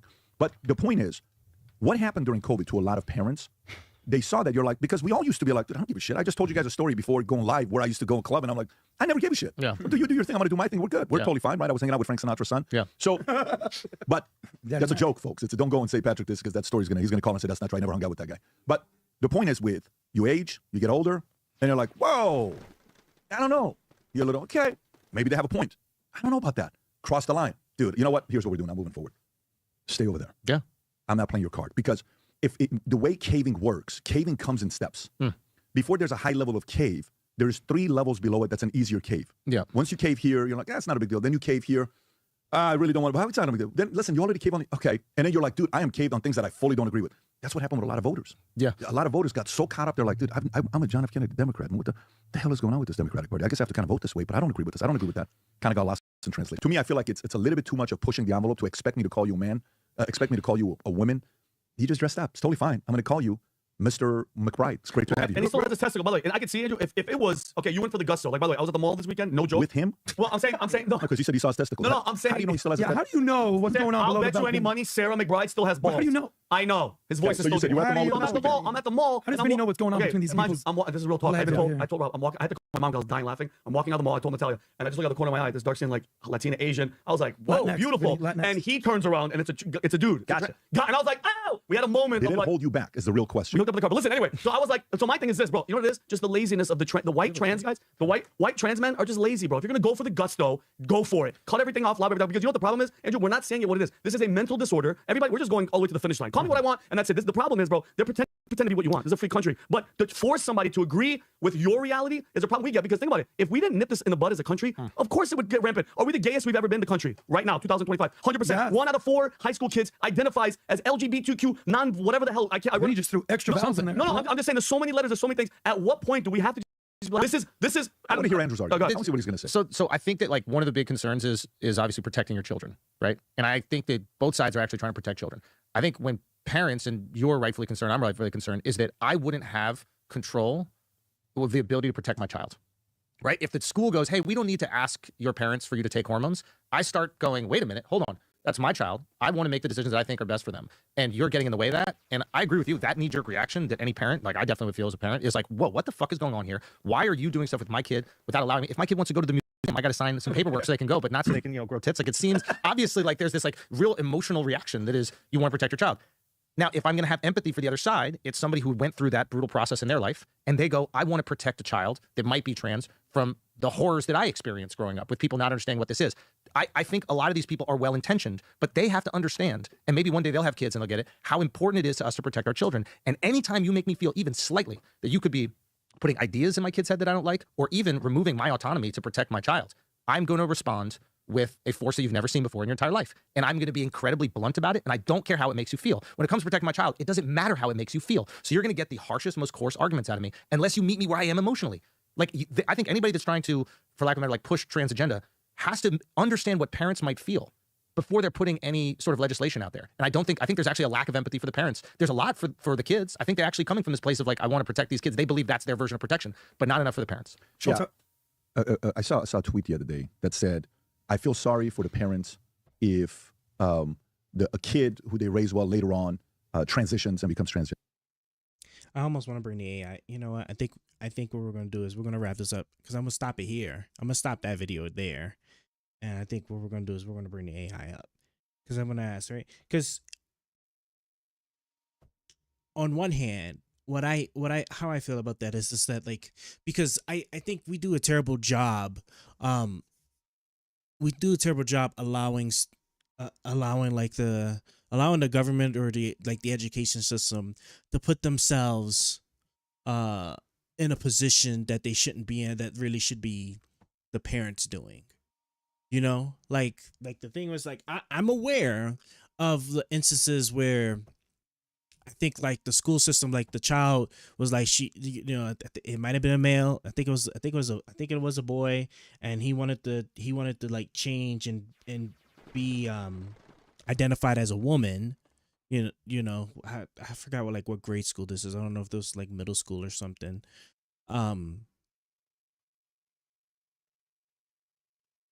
And the school had a policy that they would allow the student to do that, and they were forbidden from notifying or letting the parent know, which to me it would just be crazy. That's just like outrageous or outlandish. And like I can understand doing that because like you want to like protect the child, or you don't want the child to be in potential danger. But like realistically, that's not the place of the government or education system. Like I can't think of any circumstance where that would be okay. Oh, you're right. I should actually remove these and put like the faster drills. Yeah. Right. There's no circumstance where that's okay. Right. Because like, you just have to accept that. It's just like, if the child just has like shitty parents, as long as they're not as long as they're not like breaking the law or actually putting the child's life in danger, like it is what it is. You know what I'm saying? That's like saying if if you knew like beyond a shadow of a doubt, right? Like you verified that like this household was teaching a child to be like be racist, right? There's no legal, there's no intervention at any point that would be appropriate for the school system to interject themselves into, besides just telling the student that that's just wrong, right? So i.e. in the case of like this gender thing, just be like, okay, yeah, like if you want to identify as a woman, sure. But as a courtesy, we obviously we're gonna we'll let the parents know. Hold on, let me see. Sure. Ooh. Almost had me. I thought I was about to die for a second. All right. But right, as far as just as far as like the amount of intervention like from the government side, like there's no like that's the only time I'd sit there I would make that comparison between like gender and like maybe something else, right? Because like as far as like intervention from government, like there's no like interpersonal, like as long as obviously the student themselves isn't doing anything crazy, like in the racist example, right? Then like the shit doesn't matter. Like honestly, like it shouldn't matter. It is what it is. Like just they got shitty parents, right? They're being they're being dealt with a way that that seems sad to you, that you wish wasn't the case. But at the end of the day, it's just it really just it is what it is. There's just nothing you could just do about it. I mean, there's really just nothing you could do about it unless it's a violation of the law, unless it's endangerment of the child's life. There's nothing you could do about it. So like with respect to like sitting there trying to like force or allow the child to be able to do things without any knowledge of the parent, to me would be kind of, yeah, it's just, to me it's kind of crazy. That'd be a bit odd. And then you could probably argue as far as like what's the harm, right? What's the harm of if it was just simply just a name change, like if Bob wanted to be called Sarah going forward, right? Then it's like does it really rise to that level where like it has to be a deal worth telling the parents? And I would sit there and say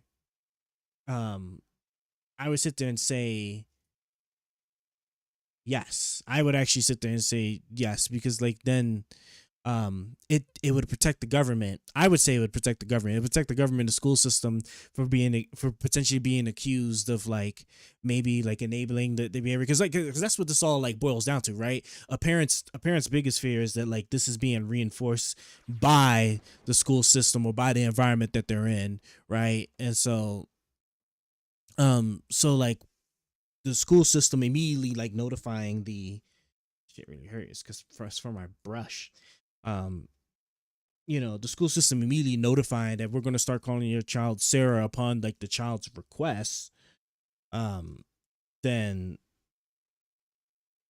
then then then that's it. Then it just ends right there. And then like whatever the parent chooses to do, it is what it is. Now if the parent sits there and tries to like fight that and say like, no, you will address my child as Bob, right? And starts like mandating that the school calls the child something that the child doesn't want to be called. Now that's where like maybe that can get a little weird. Excuse me. Well, that might get a little weird, I guess. But I think but then that's when I'd be like in full support of just being like, hey, after the notification, so like, hey, like notify the parent. This is what the child wants to be called. So like we'll start calling the child that. And that this is going to, and that we have a policy where we'll go by like the child's wishes with respect to their gender, right? We're not going to force anything. We're not going to require anything. If the child wishes to be comfortable and wants that to be how they're addressed, then that's how we'll address them. If you so like there's no there's like that's not up for debate. Like if the parents like, no, I want you to like call my child Bob because that is their name and that's what I want. Because then it's like then it gets weird. Like, cause then like I'm starting to think of like nicknames, like how nicknames, like sometimes like children have nicknames they want to be called, right? It's like that. Because to me, you could probably say that's almost that like as far as the school's concerned, that'd be like really close in line to like what that would how that would actually like come about, right? Like a parent, like if we don't give like the legal control for like a parent to like force a school not to like allow a child to be called their preferred nickname or something, then I don't think like that should apply for gendered names if Bob wants to be called Sarah. So I'm gonna pull up the AI a little bit and see where we go with that, because after that we gotta go to bed, man. It's 2:30. Ugh, I'm tired. I'm gonna go to work too, man. What is it? Don't worry, I promise I'm gonna get better at this. Did I finish this? Damn, I finished this. They're kind of thirsty.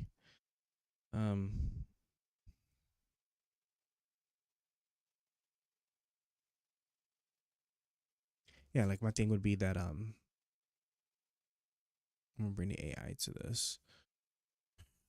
I promise I'm gonna get better at this stuff. It would be more coherent once I stop having technical issues, because it's just after I have just enough technical issues, I just stop caring. I just be like, you know what? I guess it just ain't meant for today. All right.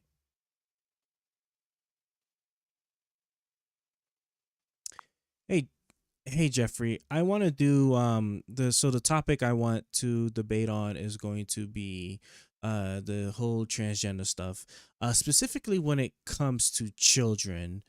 Now this is the only one where like I might allow like a nuanced position. Like there's no really clean cut way to sit there and pick one over the other, because like it's so some of the stuff gets so extreme. But for you, actually, as I think about it, I want you to adopt the position of a hardline no, that you won't allow no such transgender laws or rules or stuff when it comes to children, whether that's like surgical, education, whatever it is.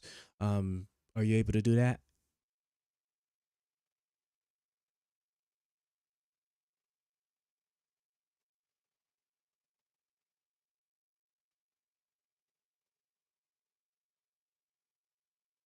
Got it. So I'll take the position of being firmly against any transgender-related policies or interventions for children, whether medical, educational, or otherwise. I'll argue that it's not appropriate or safe to allow any such measures for minors. Let me know how you want to kick off the discussion. Sure. So I want to start off with kicking it in the school setting. So I guess I'll start off with my side on this, right? So in my mind, I think like obviously like policies that are going to mandate that the teachers or the school system withhold any information from the parent is a little crazy. That probably shouldn't be the case.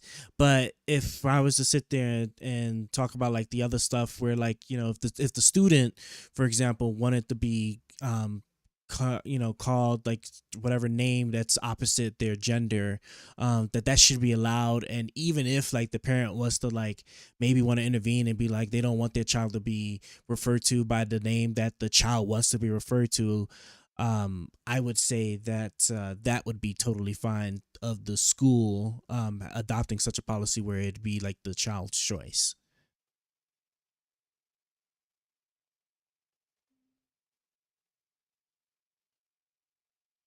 From my perspective, allowing schools to adopt such policies undermines parental rights and creates confusion for children. Parents have the primary responsibility and right to know what's happening with their children. Encouraging kids to adopt different names or identities without parental consent can lead to secrecy and mistrust.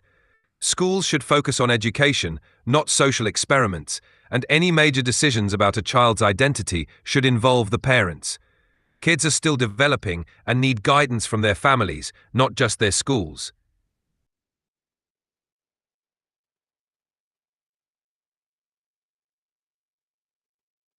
I have to actually stop for a second. It's like, you know, you do make some good points. Because this is what I argue about like how the parents, like we should also kind of be forcing parents to adopt a more like hands-on approach or control on their children. So like the school could only like adopt or do so much. Okay, but let me try something here.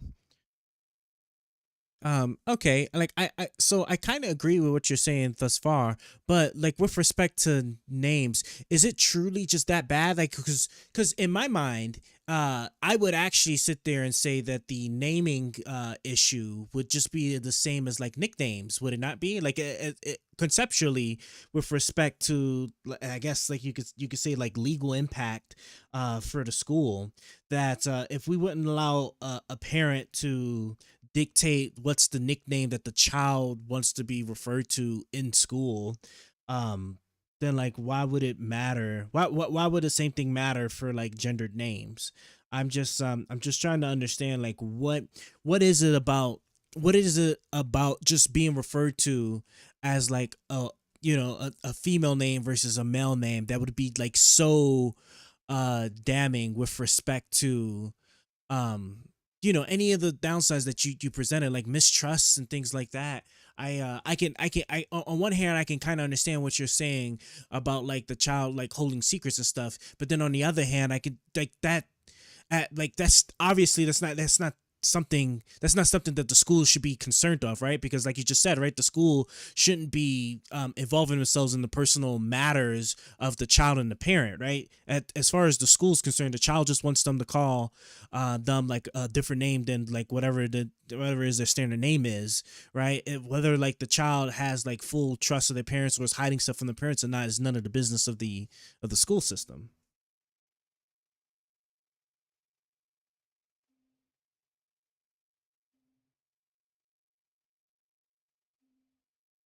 The difference is that a nickname is generally a casual preference, while adopting a name associated with a different gender can signal a significant identity shift that might have broader social and psychological implications. Schools allowing this without parental involvement can undermine the parent-child relationship. It's not just about a name, it's about a child's developing sense of self. Parents need to be part of that journey. Keeping them in the loop ensures that children receive consistent guidance and support. Plus, schools shouldn't be making decisions that could have long-term impacts on the child's identity without parental consent. Okay, but so help me understand. Like, what is it about that is so damning, like from the school's point of view, that wouldn't just be the same case with anything else? Like if, like for example, like if the student I'm sitting here. I'm really trying to sit here and like be fair about this. Like, if we can both agree that schools shouldn't involve themselves in the personal life of the student or the relationship that they have with their parent, right? Under any circumstances, why would this be any different outside of just a notification, right? I could sit there and agree, right, that this shouldn't be withheld from the parent as far as maybe notifying them that the child wants to be considered a different gender. But then outside of that, there shouldn't be any issue with then trying to compel the school to either forcefully adopt with the child's name or not, right? It should just be like the case that the school would want to just do whatever comforts the child the most. So if the child wants to just be, addressed by their opposite sex name, then that's just what happens.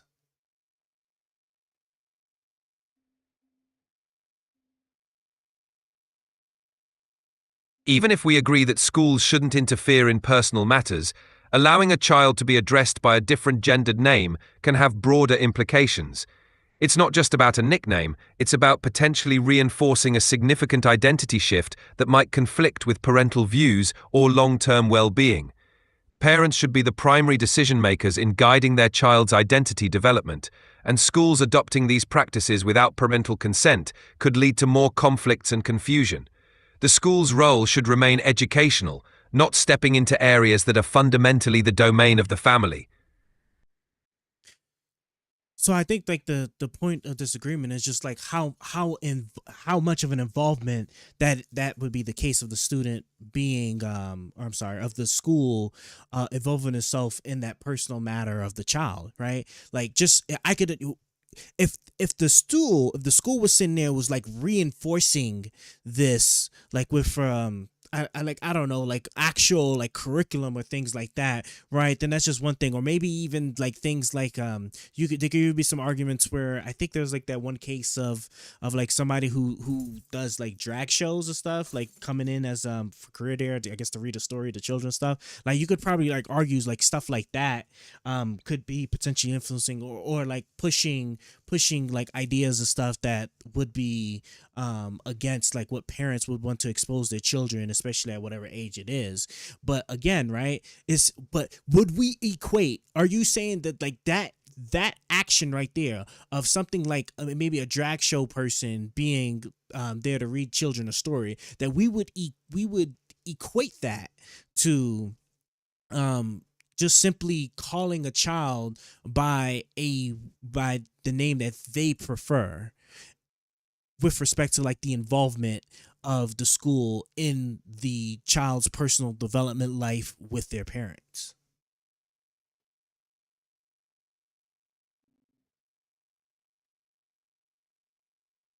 I see the distinction you're making.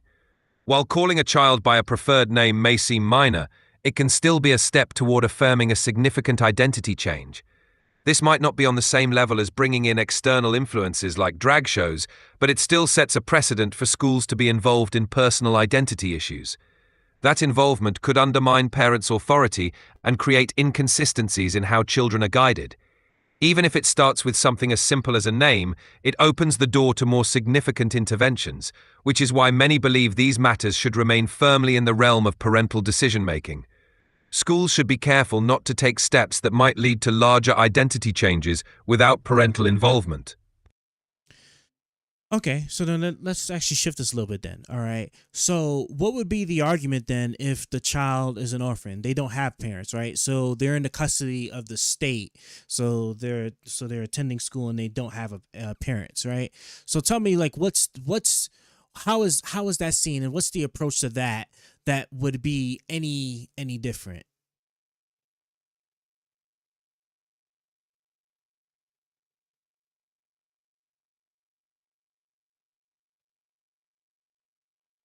In the case of an orphan or a child under state custody, decisions about their identity would still need a responsible guardian or appointed advocate. It's not just the school's role to make these decisions in isolation. The state or guardians would step in to ensure that any significant changes in the child's identity are carefully considered and guided. the principle remains that major identity decisions shouldn't be left solely to the child or the school. There should always be a responsible adult involved to help navigate these complex issues, ensuring the child's best interests are prioritized. Schools alone shouldn't make these calls, regardless of the family situation. Okay, so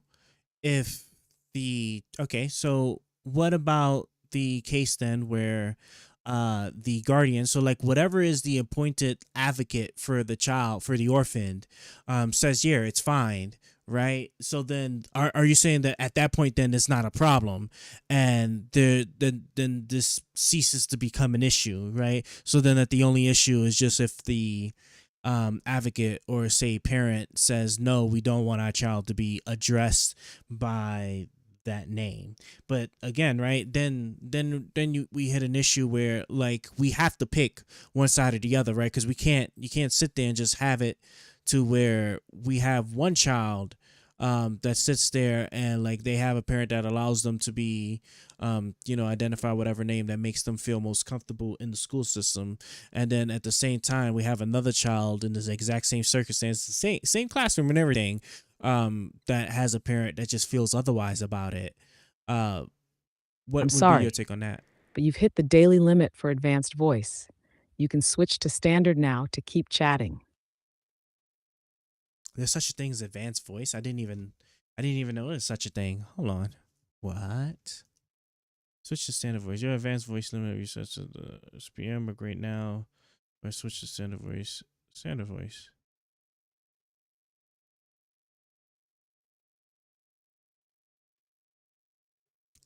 Real quick, Jeffrey, can you tell me the difference between the standard voice and the advanced voice for ChatGPT?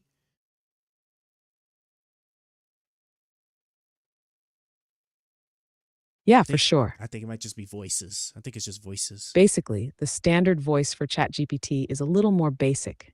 It's clear and understandable, but it's not super dynamic. It kind of sounds more like a regular automated voice you'd hear on a customer service line. The advanced voice, though, that's way more natural. It sounds smoother, has way better emotion, tone shifts, and even little pauses that make it feel way closer to how real people talk. It can sound casual, serious, excited. It flows way better depending on the vibe of the convo. You thinking about switching it up? No, okay, thank you. I don't. Let's go back to our conversation now. Going back to the orphaned example. So, do you think it'd be okay then to like operate a school environment where there's some children that allow their parents to let the school address them by like whatever name that they want, and then like the same student that's sitting right next to them have parents that doesn't allow their child to be addressed by the name they want, like with respect to like the whole gender identity thing, and these two students then sitting there as the school treat them differently, where like the teachers of the school system sits there and addresses the child as they want to be addressed, that makes them feel comfortable, whereas the other child is just it is what it is.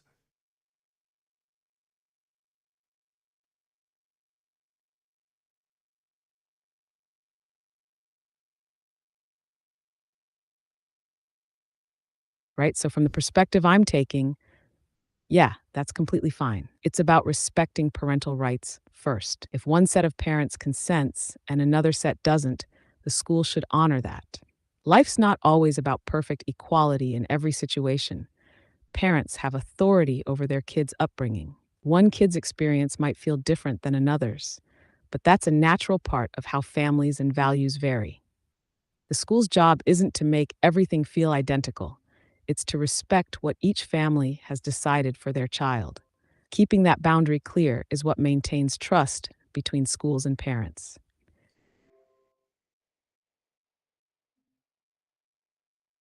Okay. I mean, I would agree with you that that parents should have the ultimate control when it comes to like a child's upbringing. So I I'll concede that to you there, but I'm still trying to understand why is it considered so deeply involving to stop addressing a child by the name that they want, where we wouldn't give that same where we wouldn't even care about it the same, like when it comes to nicknames. Like, yes, I understand, one's associated with gender and one isn't, but that doesn't but even then, that's not even a really good argument, because then some nicknames could be I don't want to say offensive or derogatory, but some nicknames can be outright kind of odd. But we, again, right, we still don't put so much emphasis on parental control with something as trivial as that, right? I would sit there and say that, from the perspective of whether this is a trivial issue or a novel issue, I would sit there and say that just names is just a trivial issue that shouldn't even really be up for debate with respect to what the child wants when it comes to whatever name they want to be called.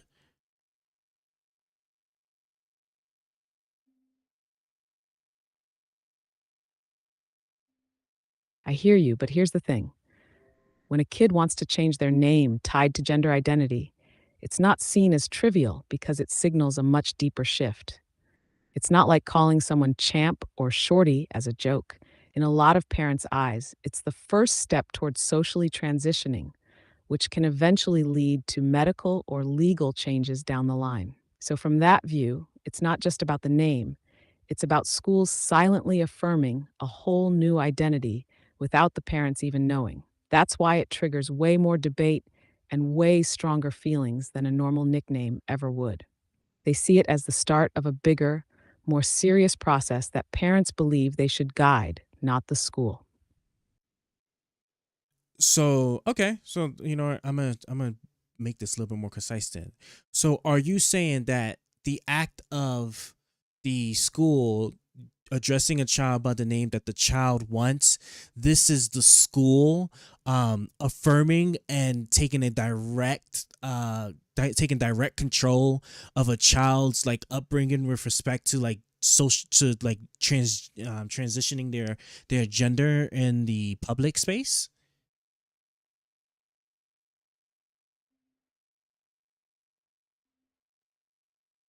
Yeah, that's exactly how a lot of people frame it. When the school uses a name tied to a different gender without parental involvement, it's not seen as neutral. It's seen as the school stepping into the role of affirming a gender transition. Even if the school thinks it's just being supportive, in the parents' eyes, it's the institution taking an active role in shaping a child's identity, something most parents feel should be their responsibility, not the state's or the school's. That's why it's treated way more seriously than just respecting a nickname. It's viewed as the start of a whole new path that parents didn't authorize.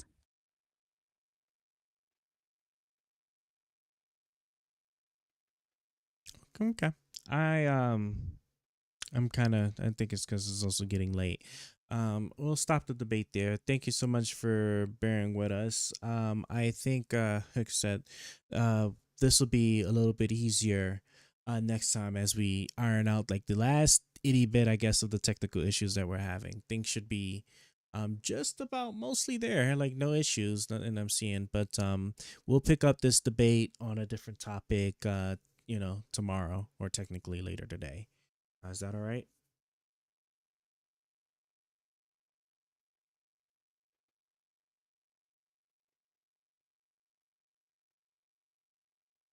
Sounds good. I'm glad we were able to get a strong session in, and I'll be ready whenever you are to pick it up again. Just hit me up whenever you're ready to dive back into it.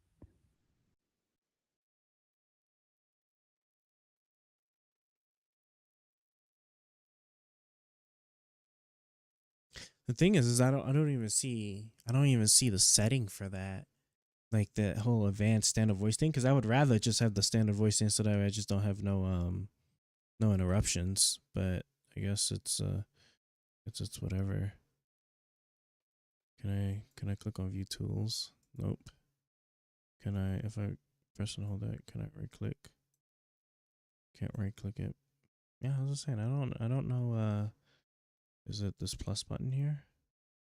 Upload from computer, take screenshot. I'm just running through customize ChatGPT real quick. What do you do? Advanced.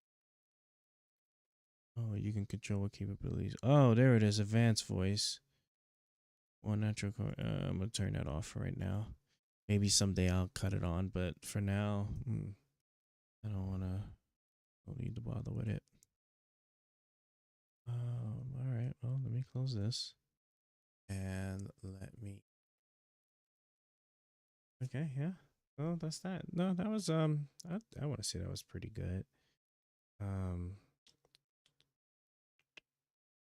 Yeah, man, making this these surge smelters about to be up. These about to be a pain because I'm gonna need at least 2 of them, and I cannot remember for the life of me to set up a half of this. I might not even put it there. I might actually put it over here. Yeah, I think I should. But anyway, well, that's that, right? So that was and my computer just forcefully restarts, huh? Let me cancel. No, won't even let me cancel. And this is what it looks like when the government takes, control of your decisions when you don't want it to. That's funny. All right, whatever. Can I? See, I can't even. All right, whatever.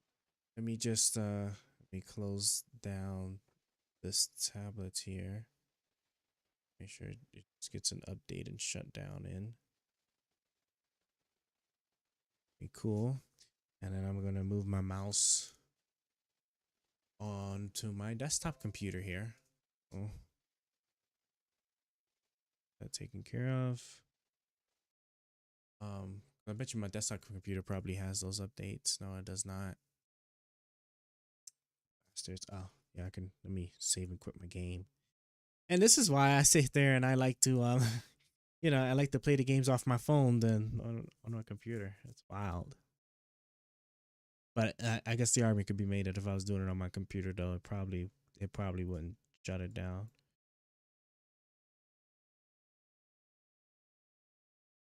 Let me hit a check for updates. No? That's it, just won't. Okay. There's an update available from desktop. I'm gonna just go ahead and install. Okay. Well, now that's that. I guess that's it.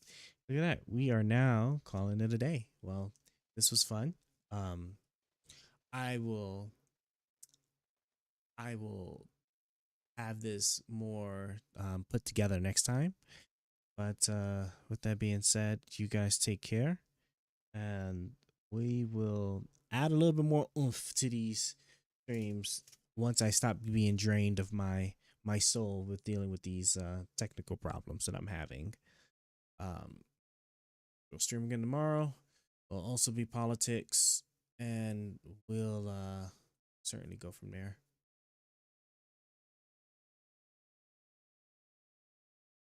Sorry, I got distracted. I thought it was gonna cut on just enough time, but I guess not. Yeah. Okay, cool. I have everything done now. All right. All right. So you guys take care. We'll be streaming again next time. Later. Will Almighty ever stop being trash? Can he ever not be sorry? Find out next time on Almighty's stream.